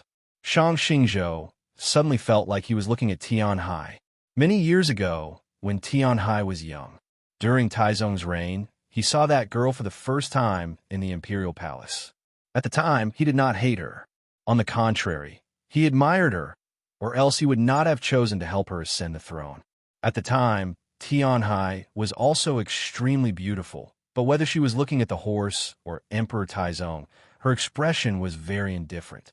This was why Shang Xingzhou admired her so much. If the heavens had feelings, the heavens would grow old. Only those who were emotionless could achieve great things. Shang Xingzhou also admired Su Yurong. Today, every word that Su Yurong said, from the analysis of the overall situation to the assassination plot against Prince Chunlu, all the way to the description of the chaotic situation, were all attacking what he cared about the most. At the same time, it was also his weakest flaw. At the same time, she was doing another important thing. She was proving herself to Shang Xingzhou. He had overthrown the Tianhai Divine Empress's rule, returned the government to the hands of the Chun imperial clan, and become the #1 person in the world. Shang Xingzhou's life was already perfect. He had no other pursuits except for that one thing. Su Yurong wanted him to choose to give up at this moment, to withdraw, to prove that he could do it. Perhaps Changsheng could not, and perhaps even Yuren could not fulfill Taizong's dying wish because they were good people. But she could, because she was not a good person. Everything that had happened today was proof. If you want to exterminate the demons, I can do it. If you want the human race to unite the world, I can still do it. And when that time comes, the Pope will still be surnamed Chun, the Emperor will still be surnamed Chun, and the human imperial court recorded in the history books will still be surnamed Chun. So what else is there for you to be dissatisfied with? What else is there to be unwilling to part with? If her threats to Shang Xingzhou's ideals and those cruel methods were waves soaring into the clouds, then the proof that followed was the tranquil bottom of the water. The two combined to form countless waves, one after another, until they reached the heavens and crushed all will to resist. The situation you created today can be called perfect. In its grandeur, it seems like it can incinerate the world, and in its subtlety, it points straight at the heart. It truly is very difficult to break. Shang Xingzhou looked at Su Yurong with both admiration and regret. Because the people that can threaten you are not your enemies. The meaning of these last words was rather complex and awkward. Only they could understand. Chen Changsheng trusted me, so he always maintained his silence. Alas, he was wrong. Su Yurong continued, "Of course, I knew that he would definitely prepare something, so I also prepared something." Shang Xingzhou sighed. "I didn't think that you wouldn't even let him go." Su Yurong replied, "Since I want to win against you, I naturally have to win against your 2 students first." Was that why that conversation in the palace in the middle of the night, and that conversation by the pot of beef ribs in Fortune Peace Road had occurred? Shang Xingzhou calmly gazed at her, then suddenly said, "If I had not convinced him, perhaps you really would have won today." With these words, a gust of wind suddenly arose in the mausoleum of books, rustling the stone chips and grass on the divine path. The wind arose because a cloud had fallen. On the horizon, a cloud landed on the southern outskirts of the capital and then drifted toward the mausoleum of books. The seals of the mausoleum of books seemed to lose their effect on this cloud. Very quickly, the cloud floated beneath the divine path. The Shang Xingzhou mentioned was on this cloud, a scholar dressed in cloth. Inside and outside the mausoleum of books, the millions of people saw this scholar arrive on a cloud. They were shocked, guessed, and then began to rejoice, even ecstasy. Su Yurong looked at the middle-aged scholar. Her expression was still calm, but she felt a slight tiredness, a mental one. And then she felt a little mocking, still a mental one. Who 32 had a rather nasty expression as he gazed at the dense crowd on the plaza. When Chen Changsheng had said in the beef rib store in Fortune Peace Road that he believed Su Yurong would not do such a thing, he had been very worried. Everything that had happened today had proven that his worries at that time were correct. And Hua and several hundred believers were kneeling on the plaza, their hands clasping the gleaming and sharp knives of their teachers. Their request was very simple. They were kneeling and begging the Pope not to leave the Li Palace today and not to interfere with what was happening in the Mausoleum of Books. If Chen Changsheng was not willing to agree to their request, they would commit suicide in front of Chen Changsheng. They were all Chen Changsheng's most fervent followers. For the great cause of Chen Changsheng and the orthodoxy, they were absolutely willing to do such a thing. Hu 32 turned his head to glance at the quiet and secluded side hall, his concern deepening, but it was clearly because of another problem. Chen Changsheng said nothing as he listened to the voices coming from outside the hall. The gray-robed elder, holding the brush, impatiently said, "Hurry up and have these fools shut their mouths." There were very few people in the world who dared to be so rude to the Pope. In truth, when they had first met in Mount Han, this elder had been very contemptuous of Chen Changsheng. When the demon lord wanted to eat Chen Changsheng, the elder and the wandering scholar had appeared together. The elder's appearance in the stone room of the Li Palace and his observation of Chen Changsheng for so many days naturally represented the scholar's intentions. Chen Changsheng was the Pope, so it seemed impossible for him to refuse the scholar's intentions. And in the view of many people, the scholar had good intentions. Now, Chen Changsheng naturally knew the elder's identity. He was the painting saint Taoist Wu, renowned throughout the world in Taizong's era. Those portraits in the Lingyan Pavilion had all been painted by him. When he saw Taoist Wu walk down from the Grey Wall, Chen Changsheng knew that Su Yurong had lost. In the end, she had still underestimated her master, or perhaps these elders. These elders were the same ones he had thought of on that deserted street in Wenshui. Those elders who had experienced countless battles of blood and fire, who had seen the true vicissitudes of life. Chen Changsheng and Taoist Wu walked out of the hall. Hu 32 looked at the gray-clothed elder with a slightly surprised expression, but he did not dare to ask. He went up and whispered a few words of advice into Chen Changsheng's ear. Taoist Wu was getting more and more impatient. Chen Changsheng looked up at the gloomy sky and suddenly said, "Do it." Cavalry galloped out from the Grass Moon Hall and began to charge, kicking up a cloud of dust. Hu 32's expression suddenly changed. He wanted to kneel down and plead, but Chen Changsheng moved aside. His body leaned forward and lunged at Taoist Wu. At some point, an extremely gloomy dagger had appeared in his hand. His face was still grimaced with pain and conflict, but his eyes were extremely calm. Just like that gloomy blade glow that had flown through the air, it could not attract anyone's attention.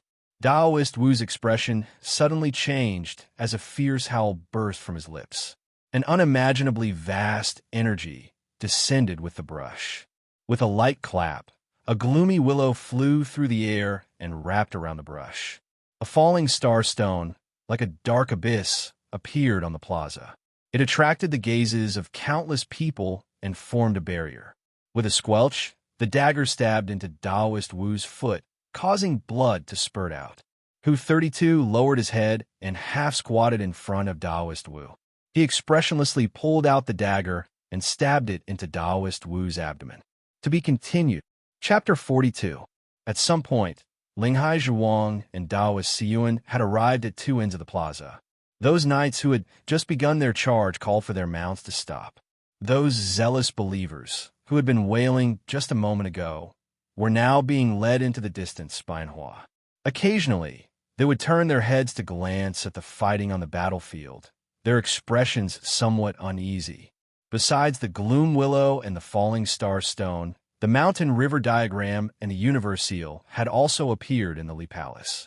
Under the abrupt suppression of the Li Palace's grand array, Taoist Wu lost his final chance to counterattack. A dagger was stabbed into his lower abdomen. If one's eyesight was better, one would be able to see that the dagger had made a half circle in his abdomen. Taoist Wu let out a shrill cry of pain. The paintbrush in his hand and the paint plate hidden in his sleeve fell to the ground and smashed into pieces. Hu 32 pulled out his dagger and stabbed it into Taoist Wu's other uninjured foot, fast, steady, and accurate. While doing these things, his expression was very calm, or perhaps it could be said that he was very focused, as if he had forgotten everything around him. Taoist Wu screamed again and fell to the ground, unable to get up again. Blood kept gushing out of his body. The scene was extremely bloody and cruel. As the painting saint, Taoist Wu naturally had aspects that surpassed ordinary people. Even though he had only begun cultivating later, he had lived for 1,000 years, and his cultivation had already reached an unfathomable level. Even if he was suppressed by the Lee Palace's grand array, he would not be so easily captured. But this matter could not be allowed to go wrong, and once they left, they could not give the enemy any chance to counterattack. Thus, Chun Changsheng could only use this bloody method of battle, using Hu 32's most monstrous blade. The gloom willow left the ground and returned to Ling Hai Jiwang's hand. The falling star stone flickered with light and returned to its sheath. You won't die, so don't worry. Chun Changsheng took out the golden needles and pierced them into a few important chi openings of Taoist Wu to stop the bleeding in his abdomen. Taoist Wu's face was pale. With uncontrollable anger and absurd emotions, he loudly cursed, "How dare you injure me?" Chun Changsheng took out 3 different pills from his sleeve and fed them into his mouth. He didn't answer him. Taoist Wu sternly said, "This is Lord Wang's will." Chun Changsheng continued to ignore him, confirming that the injury on the sole of his foot should be fine. Taoist Wu felt more and more pain from his wound, and he became extremely angry. He looked at him and began to curse loudly, using more and more vulgar language. Chun Changsheng glanced at him, his eyes calm and bright. Hu 32 whispered, "Your Majesty, should we add another strike?" Taoist Wu suddenly felt as if a knife was being twisted in his abdomen. He was extremely terrified and subconsciously closed his mouth. Anhua arrived on the field. Chun Changsheng said, "I will hand him over to you." Anhua already knew the identity of this gray-robed elder. She was a little nervous, but she still nodded. Chun Changsheng nodded his head and said, "In a little while, the Li Palace will become rather empty. If someone comes," and Hua's voice trembled, "I will kill him." Chun Changsheng looked at her calmly and seriously. "What I mean is, no matter who comes." He was referring to the middle-aged scholar. In terms of status or prestige in the hearts of the people, even if he were to raise it for many more years, he would still be far inferior to the other party. Only someone like Anhua would disregard her existence for his sake. "No matter who comes, I will kill him." Anhua answered very quickly this time. Her voice had also calmed down, no longer trembling, and seemed to be filled with resolve. Ling Hai Zhuang and Taoist Siyuan gave her appreciative glances, the former even teaching her a move. "Remember to cut off his head. This will ensure his death." Upon hearing these words, Anhua, who had managed to calm down with great difficulty, was once again left dumbfounded. In the end, Hu 32 placed his dagger in her hand and smiled. "My dagger is faster." The galloping of hooves and the rising of dust settled once more. The Li Palace quickly became deserted. The ordinary believers stood guard outside, leaving only Taoist Wu lying in a pool of blood and Anhua clenching her dagger in her hands. 2,000 Orthodoxy cavalry rode down the Divine Avenue out of the Li Palace. It was hard to say how much shocked discussion this would ensue. All the bishops and deacons, including Ling Hai Zhuang, Taoist Siyuan, and Hu 32, also left. No one noticed that Go Hanshi and the other disciples of the Mount Li Sword sect in the Hall of Announcements had also left, as had the Archbishop of the Temple Seminary. There was no one left in the Li Palace. Because of the activity in the Mausoleum of Books, there was no one outside the Li Palace.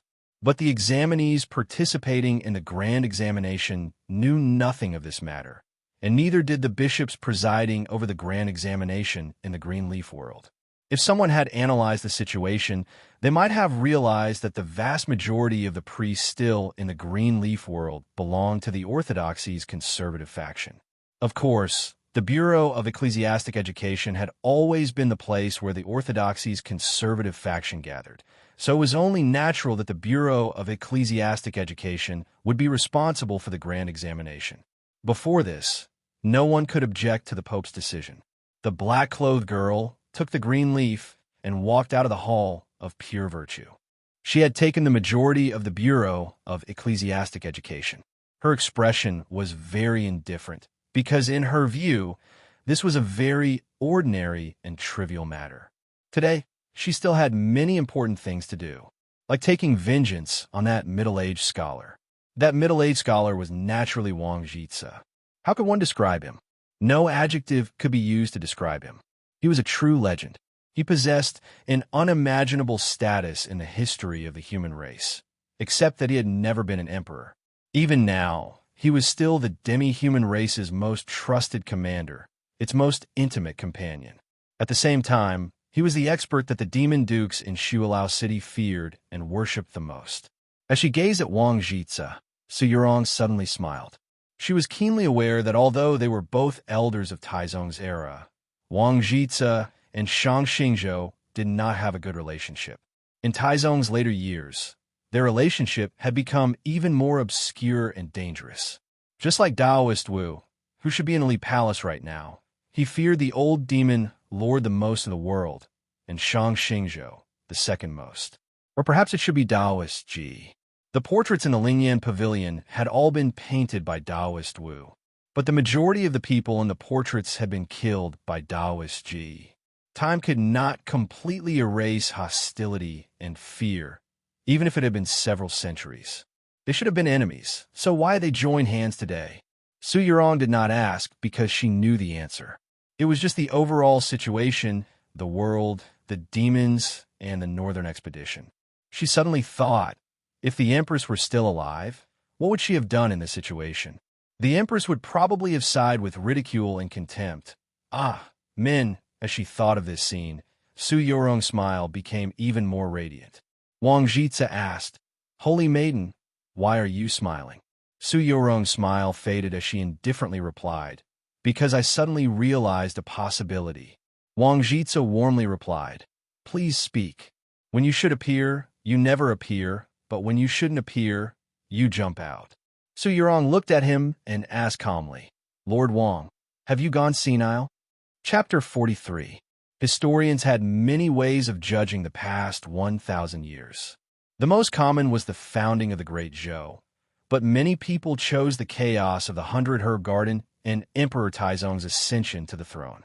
There were also many people among the people who chose Wang Jitsa's sudden appearance as the beginning of a new era, dividing the past 1,000 years into the history before him and the history after him. This was because in the war against the demons, his role was far too important and legendary. Today was a day in history, and it was also divided into two parts by his appearance. Before Wang Jitsa's appearance, the mausoleum of books had been brimming with tension. Everyone felt uneasy and extremely anxious. After he appeared, many of the dark and negative emotions disappeared. Many people had joyful expressions on their faces, and some even looked a little crazy. They had finally confirmed that the rumor was true. He was still alive, so he could naturally resolve all the problems the human race faced. Even the early spring sun was about to shine ahead of time. At this moment, they heard a question. "Lord Wang, have you gone senile?" Wang Jitsa and Su Yurong's conversation had not been intentionally concealed from the people inside and outside the mausoleum of books. The former was because there was nothing that could not be discussed with others, and because of his self-confidence. The latter was because of a faint disappointment and the desire to fight that followed. Su Yurong's words caused an uproar inside and outside the mausoleum of books. She had addressed Wang Jitsa as Lord Wang, and she had even addressed him as Sir. But no one would believe that she was truly concerned. Even if she was the holy maiden of the South, the greatest pride and darling of the capital, the people still found it impossible to accept her rudeness to Wang Jitsa. Outside the mausoleum of books, a buzz of discussion mixed in with angry rebukes. Even the elders of the Mount Li Sword Hall and the experts of the sects in the southern forest slightly frowned, expressing their disapproval of this. The old lady of the Mutuo clan and the head of the Wu clan glanced at each other and silently shook their heads, already prepared to concede and leave the capital.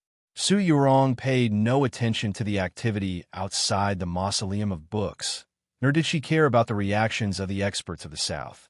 She calmly gazed at Wang Jitsa. Within the sword array, Shang Xingzhou indifferently watched this sight, saying nothing. Outside the sword array, Wang Jitsa faintly smiled as if he did not care about her mockery. He was well-versed in the Taoist canon and had seen the affairs of the world, so he naturally understood Su Yorong's current emotions and where they came from. Su Yorong said that when it was time for him to appear, he never appeared. This was naturally referring to when the world needed him. For example, that sea of blood in the Orthodox Academy 20-some years ago, or that heaven-shaking change in the Mausoleum of Books 3-some years ago. Wang Jitze truly had not appeared at these important turning points in history, but he had appeared at other times.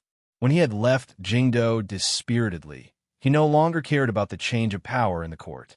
He traveled the world and lived in seclusion in the mountains. However, he still cared about the future of the human race. Thus, when the demon lord wanted to kill Chun Changsheng, he had appeared in Mount Han. On the night of the demon lord's death, he appeared in the snowy mountains. A few days ago, during the civil strife in White Emperor City, he had appeared in the snowy plains of the north. Wang Jitze replied, "I've seen Chun Changsheng before." Su Yorong said, "I know." Wang Jitze replied, "At that time, I was even prepared to go see Qiushan, and you." Su Yorong said, "Are you disappointed to see me today?" Wang Jitze smiled and shook his head. He did not care about Su Yorong's rudeness. In his view, this was just the anger of a little girl who had toiled for several days, yet still failed to gather all the types of rouge. Su Yorong's performance today had been sufficiently outstanding, so disappointment was naturally out of the question. But today he had confirmed that Su Yorong cultivated the grand emotionless Tao, and he had always been a lover of many things. With different Taos, it was naturally difficult to work together. Two people on different paths could naturally only be strangers. This made him feel rather regretful. "You said that you wanted to try, so I also want to try." Wang Jitze looked at Su Yorong and said, "I want to try to persuade you to give up on this crazy idea." Persuade? The corners of Su Yorong's lips perked up in another smile. This time, the ridicule in her smile was even stronger. In her view, Wang Jitze wanting to persuade her to give up meant that he had already made his choice. Moreover, he had already made his choice on behalf of the entire human race. Besides accepting, what else could she do? This sort of persuasion was not true persuasion, because it had nothing to do with reason. Today, Su Yorong had been able to force Shang Xingzhou into this situation because her ultimate goal was not victory, but the burning of the entire world. This was Zhou Dufu's blade style. She was able to do all this because many factions were willing to follow her. Whether it was the sects and great clans of the south or the orthodoxy cavalry and believers. But with Wang Jitze's appearance, her plan was broken. There is no need to mention that he was a supreme expert of unfathomable cultivation, on par with Taizong and Zhou Dufu. Just his name was enough to change the entire situation. His prestige was so high that no one in the world could surpass it. Now that he stood against Su, who would be willing to follow her? The disciples of South Stream Temple did not lower their swords, but upon learning of Wang Jitze's identity, their complexions turned somewhat strange. Which of the orthodoxy's experts in the south of the Mausoleum of Books and the capital could attack Wang Jitze? Even if there were still people loyal to her, she could no longer accomplish her goal of burning the entire world. To put another way, she could no longer threaten Shang Xingzhou. From this perspective, the person most familiar with the having blade style was still Wang Jitze. Even on the day that Zhou Dufu returned to the Sea of Stars, he had not been able to defeat his big brother. But he knew that if he wanted to break the blade of the world burning, he had to do it before the flames appeared. The chilly spring wind was still chilly, blowing from the bottom of the clouds to the two sides of the divine path and rustling the grass. The two plumes of dust on the plains gradually approached, signifying that the terrifying black-armored cavalry were about to return to the capital. The world was quiet. Everyone was waiting for Su Yorong to admit her defeat. Suddenly, the ground of the Mausoleum of Books began to fiercely shake. The water in the shallow canals in front of the divine path began to leave the ground like transparent pieces of paper. The river that encircled the Mausoleum of Books gave birth to countless muddy waves. The green duckweeds that had only grown a few days ago were churned to pieces. The shaking came from the plains to the south. The capital was separated by the Mausoleum of Books, so fortunately, none of the houses collapsed. Countless people still panicked into the streets, looking like countless ants. The crowd was abnormally shocked. Looking at the plains, they saw an extremely bizarre sight. The dust stirred up by the black-armored cavalry, only 10-some li from the capital, suddenly vanished. In its place was an even thicker and larger plume of dust. It blocked out the sun and soared into the sky, looking just like an azure dragon. Wang Jitze, Shang Xingzhou, Wang Pe, and the Prince of Xiang outside the mausoleum all paled at the sight of this terrifying plume of dust. As experts of the divine domain, they could naturally see that this azure dragon was truly formed from dust. The problem was that the plume of dust was probably the final barrier to the south of the capital. Mount Emo had collapsed. Today is Mother's 70th birthday. Many relatives have come to celebrate for her. She is very happy.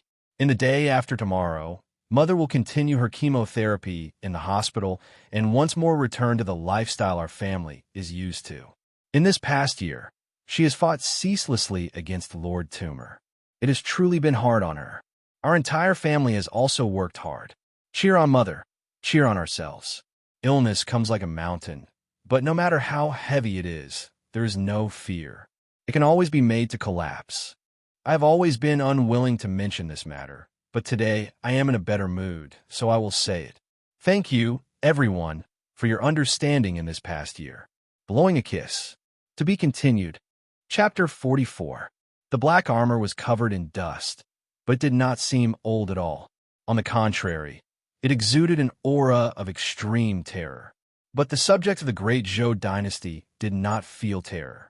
When the villagers along the way heard the thunderous hooves and saw the black armor of the cavalry, they would put down their farm work and kowtow. Those naughty children rubbing new elm coins on the trees would excitedly yell, because they knew that these cavalry were the most outstanding soldiers of the great Zhou army. Their mounts were the strongest dragon horses, and coupled with their gloomy black armor, they were the greatest pride of the great Zhou dynasty and the entire human race, the invincible army that Emperor Taizong had personally forged, the black-armored cavalry. At this moment, the black-armored cavalry were making their way to the capital. These black-armored cavalry could be said to be the continent's most powerful and most lethal weapon. Divine General He Ming was the commander of these black-armored cavalry. When Chen Guansong had just taken over as principal of Star Caesar Academy, he had been vice principal. In that period of time, he had been regarded by the Tianhai Divine Empress and many others as Chen Guansong's most outstanding companion, his most reliable assistant. 10 years ago, he had been transferred to the black-armored heavy cavalry. His performance was still outstanding, but because he was taciturn and had a low-key personality, he was not heard of by the common people, his brilliance overshadowed by Xue Xingchuan and the others. 2,000 black-armored heavy cavalry galloping back to the capital was a very risky act in military terms, perhaps an unwise decision. Many dragon horses would inevitably be unable to endure the double pressure of a long-distance charge and their heavy armor, and the cavalry would also suffer a large number of casualties. But upon receiving the red goose from the capital, the prepared divine general, He Ming, immediately ordered his subordinates to break camp and move out, because the capital needed the 2,000 black-armored heavy cavalry to hold down the fort. Only this way could those cultivation experts be more obedient, the great Zhou dynasty be at peace, and the northern expedition not be delayed. As divine general, He Ming thought of these things. His gaze passed through Mount Emo and fell even further away. Mount Emo was the final barrier of the southern foothills of the capital. He could already faintly make out the capital. The capital had no walls, and the imperial city was not very tall, so the capital he saw was actually the mausoleum of books to the south. Through the Red Goose's message, he already knew that Su Yurong had brought many experts to the south to trap the venerable Taoist, and that the Li Palace could move at any moment. Divine General He Ming still did not know the exact details, but the fact that the Tao Venerate had been trapped was shocking enough to make many connections. He somewhat admired Su Yurong, even though he had always looked down on Su Shiji for the past 10 years. He felt that if she were a man, she would most likely become a military law expert. Thinking about these things, his emotions became a little complicated. Many years ago, he had attended the Sioux Estate's full moon banquet, and he had personally hugged that delicate little girl. They had already arrived at Mount Emo. In a little more time, he and the 2,000 black-armored heavy cavalry would arrive at the Mausoleum of Books and begin their assault on those traitors. That little girl would probably die today, right? How many of the cavalry under his command that should have charged into Shiwalao City would have to die? Suddenly, several mournful cries came from the sky. A red eagle flew towards the ground like lightning, sending out a warning, indicating that a powerful enemy was attacking. As expected of the continent's strongest black-armored heavy cavalry, accompanied by the grinding and clashing sounds of metal armor, the 2,000 cavalrymen stopped in an extremely short period of time, as if they were seawater that had encountered a dam. Messengers incessantly waved banners in the midst of the black tide of cavalry, quickly laying down an array. A forest of spears aimed at the sky, transforming into a chi of iron and blood that seemed tangible and surged into the sky. Who knew how many terrifying giant crossbows and dangerous formations were hidden in this iron-blooded aura? These were all true dangers. Even an expert of the divine domain would find it very difficult to take advantage of them. However, the formation and hidden killing intent of these 2,000 black-armored cavalry did not have any effect in the end. Because the enemy's target was not the black-armored cavalry themselves, but the nearby Mount Emo. A streak of light drew a straight line in the sky and then instantly vanished. At the very front of this line was a small black dot. This black dot descended with incomprehensible and terrifying speed at the highest point of Mount Emo. At that moment, everything in the world seemed to stop, whether it was the hot breath from the nostrils of the dragon horses or the spring breeze curling around the black-armored horses. The entire world was so still that it seemed unreal. In the next moment, the silence was shattered by a rumble. A low rumble like thunder, like the roar of millions of monsters, came from the depths of Mount Mo. The earth fiercely quaked. Whether it was the hard surface of the cliff or the soft meadow, visible waves began to appear. The rumble traveled from underground to the surface. With a terrifying boom, countless cracks appeared on the surface of Mount Emo. In an extremely short amount of time, countless rocks collapsed from the mountain, flying into the sky and the plains, and then falling like a torrential rain, stirring up a magnificent cloud of dust. The quaking of the earth intensified, and with the addition of the flying boulders, the scene grew more and more chaotic.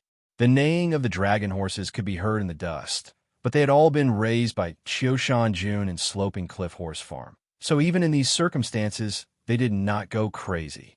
Coupled with the protection of the array, the 2,000 black-armored cavalry did not suffer a destructive blow, but the uprooted plains and those terrifying boulders still threw the situation into chaos.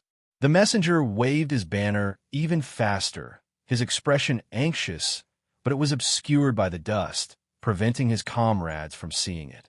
The array masters shouted and cooperated, and the experts of the army began to attack those boulders that had been missed by the array. Even Divine General He Ming had personally taken action, but the giant ballistae in the depths of the army still did not move, still aimed at a certain direction in the dust. Their killing intent was still hidden behind strict discipline and the words unafraid of death. After some time, the dust gradually settled, and the scene in front of them once more appeared before the eyes of all the cavalry. The cavalry that had remained extremely calm in the face of this chaos finally revealed shock in their eyes. That Mount Emo that had been right in front of them just a moment ago had disappeared. Mount Emo was not very tall, only 100-some zhang, but it was still a true mountain. Who could turn a true mountain into rubble and half a cliff in such a short amount of time?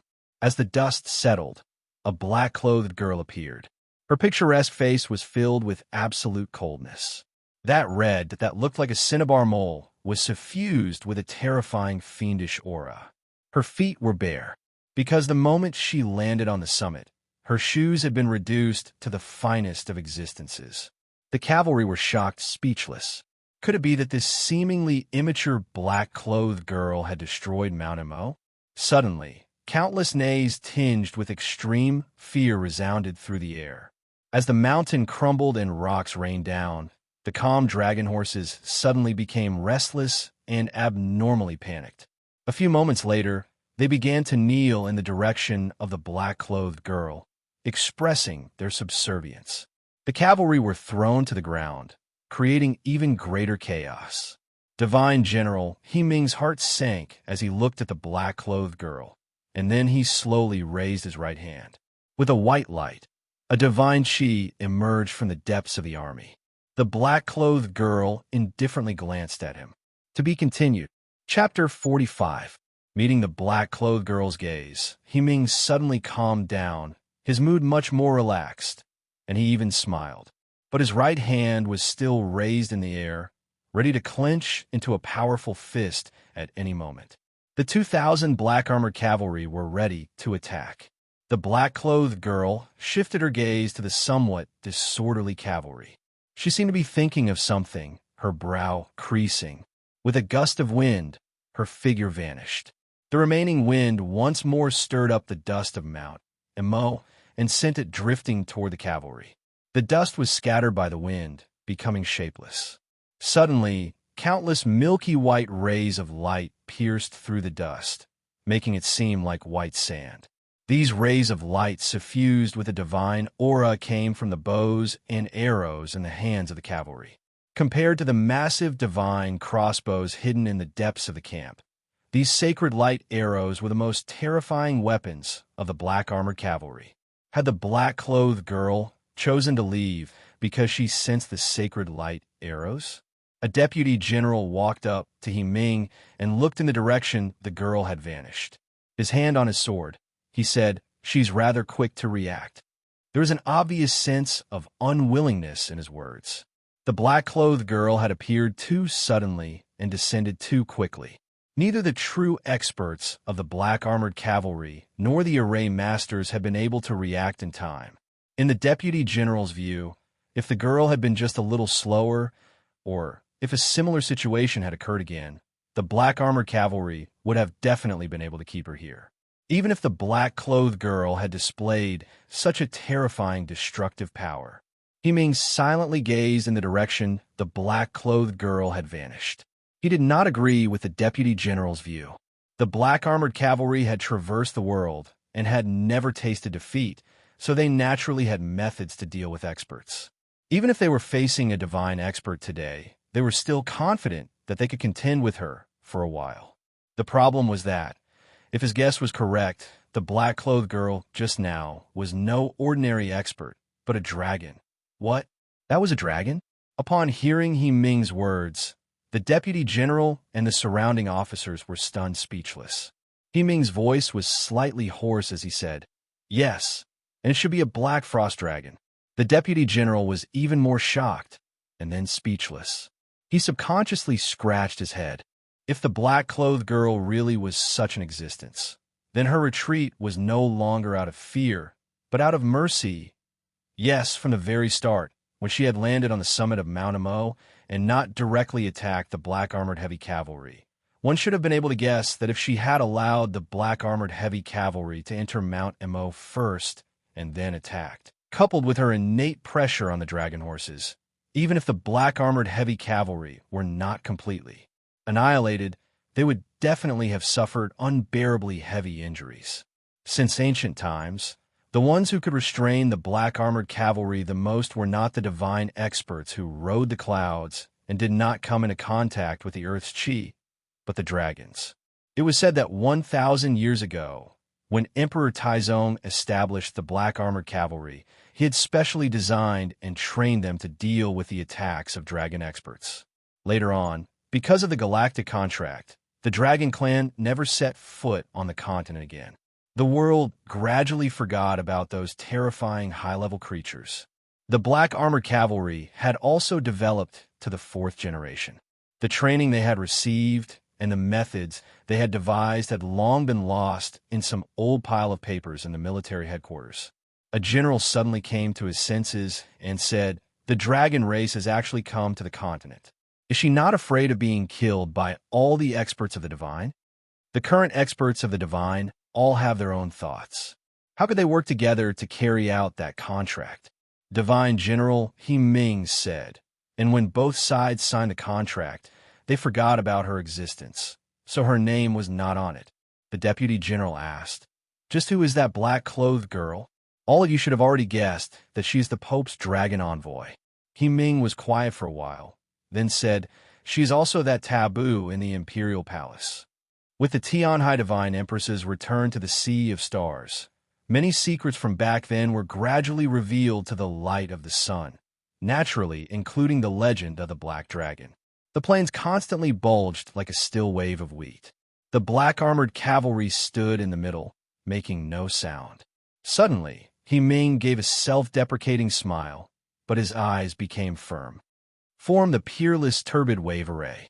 The black-armored cavalry, famed for their strict discipline, seemed rather strange at this moment. The staff officers all looked at him with strange gazes, but they did not immediately pass on the order. Because Divine General He Ming had spoken of the peerless turbid wave array. This sort of array was famed for its sturdiness and steadiness, most suited for resting and ambushing. With Mount Mo destroyed and the morale of the army wavering, Divine General He Ming's arrangement was actually very reasonable. The problem was that the peerless turbid wave array moved very slowly.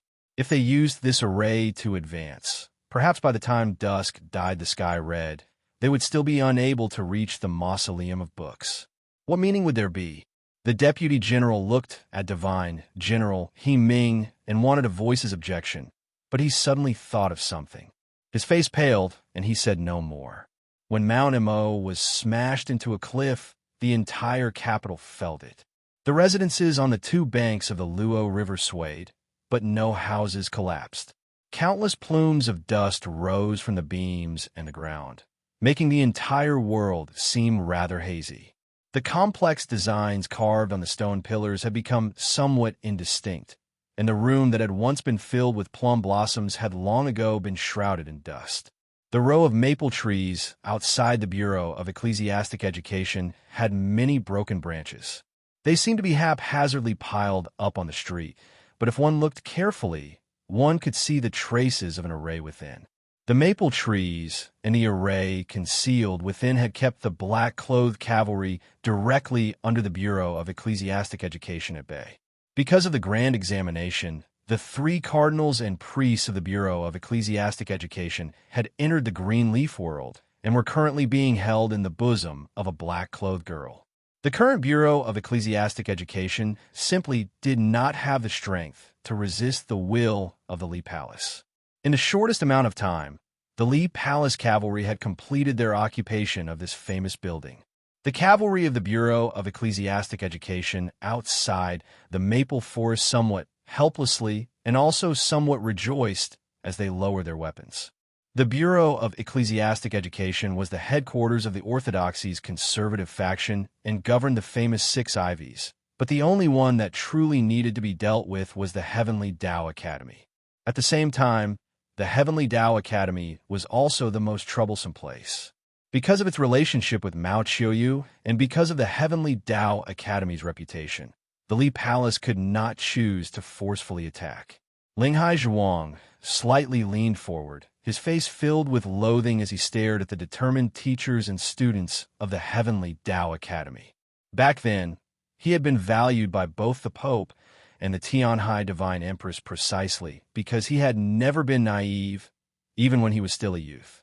What he loathed the most in his life were the so-called naivety, hot-bloodedness, and passion, but he knew that these traits were very troublesome because they all pointed directly at the word sacrifice. He naturally did not care if these teachers and students of the Heavenly Tao Academy became countless corpses.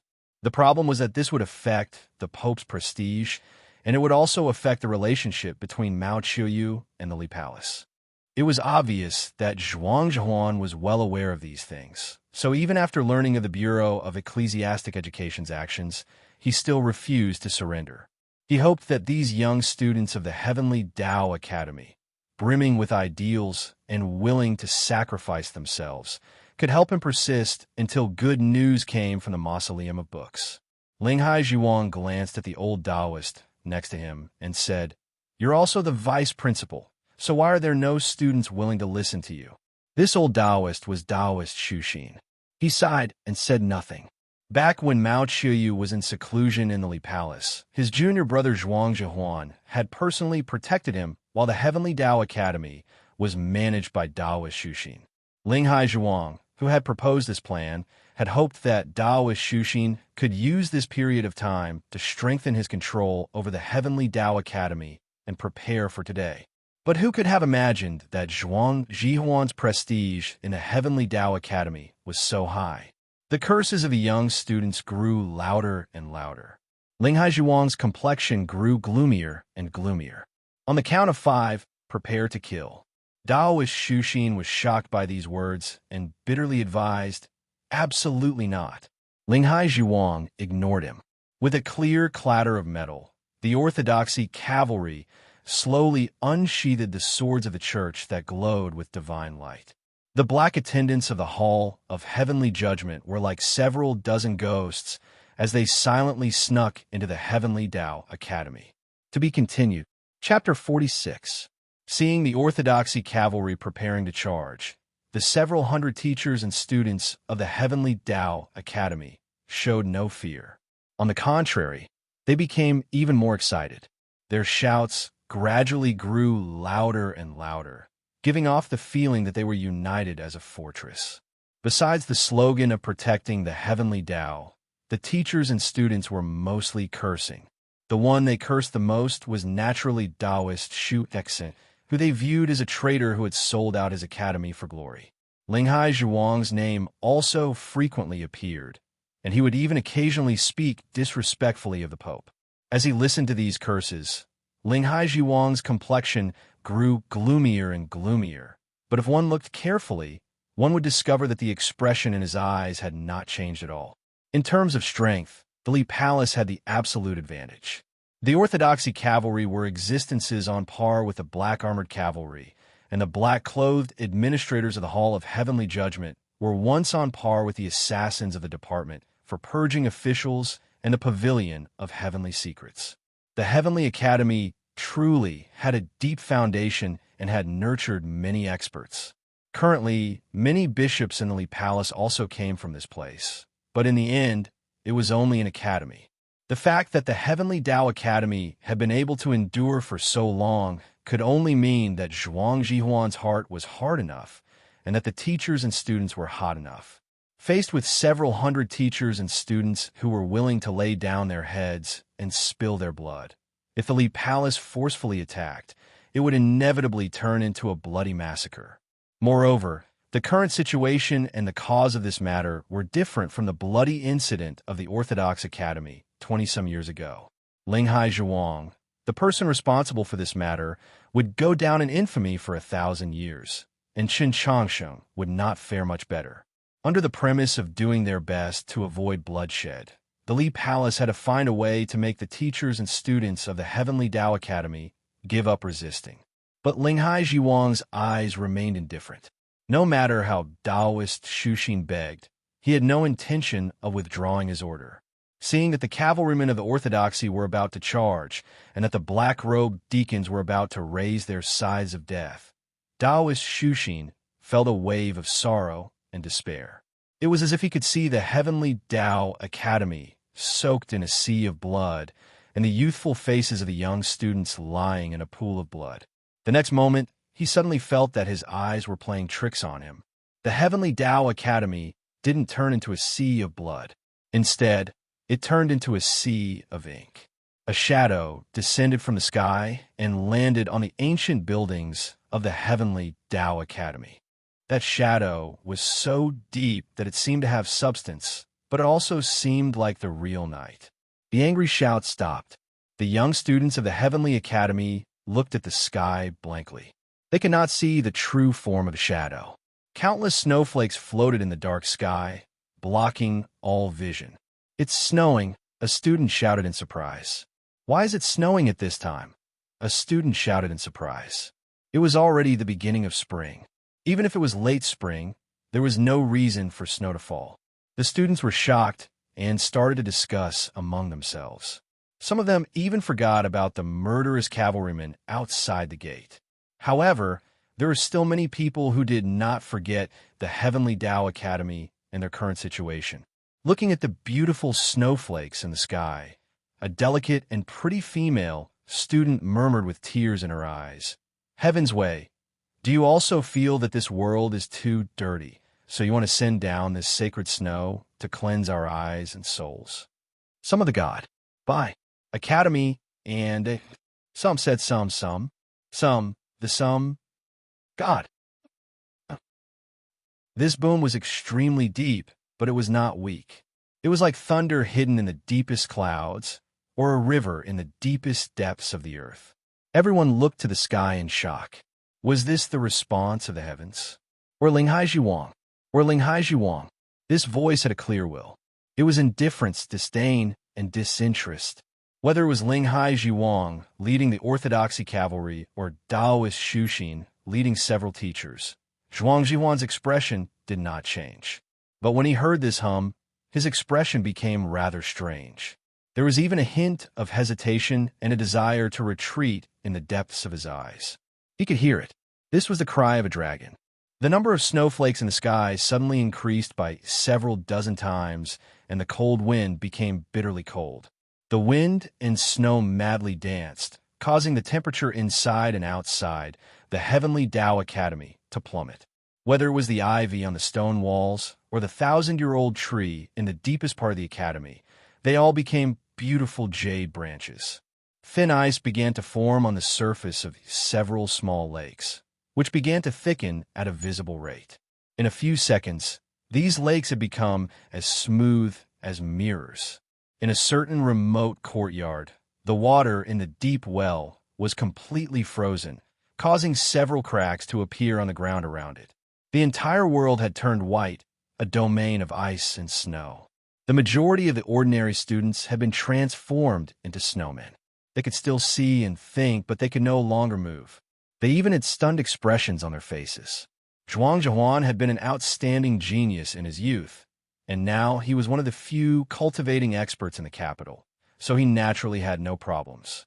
Some teachers and students of decent cultivation could also hold on. Their faces were rather pale, their lips a little blue.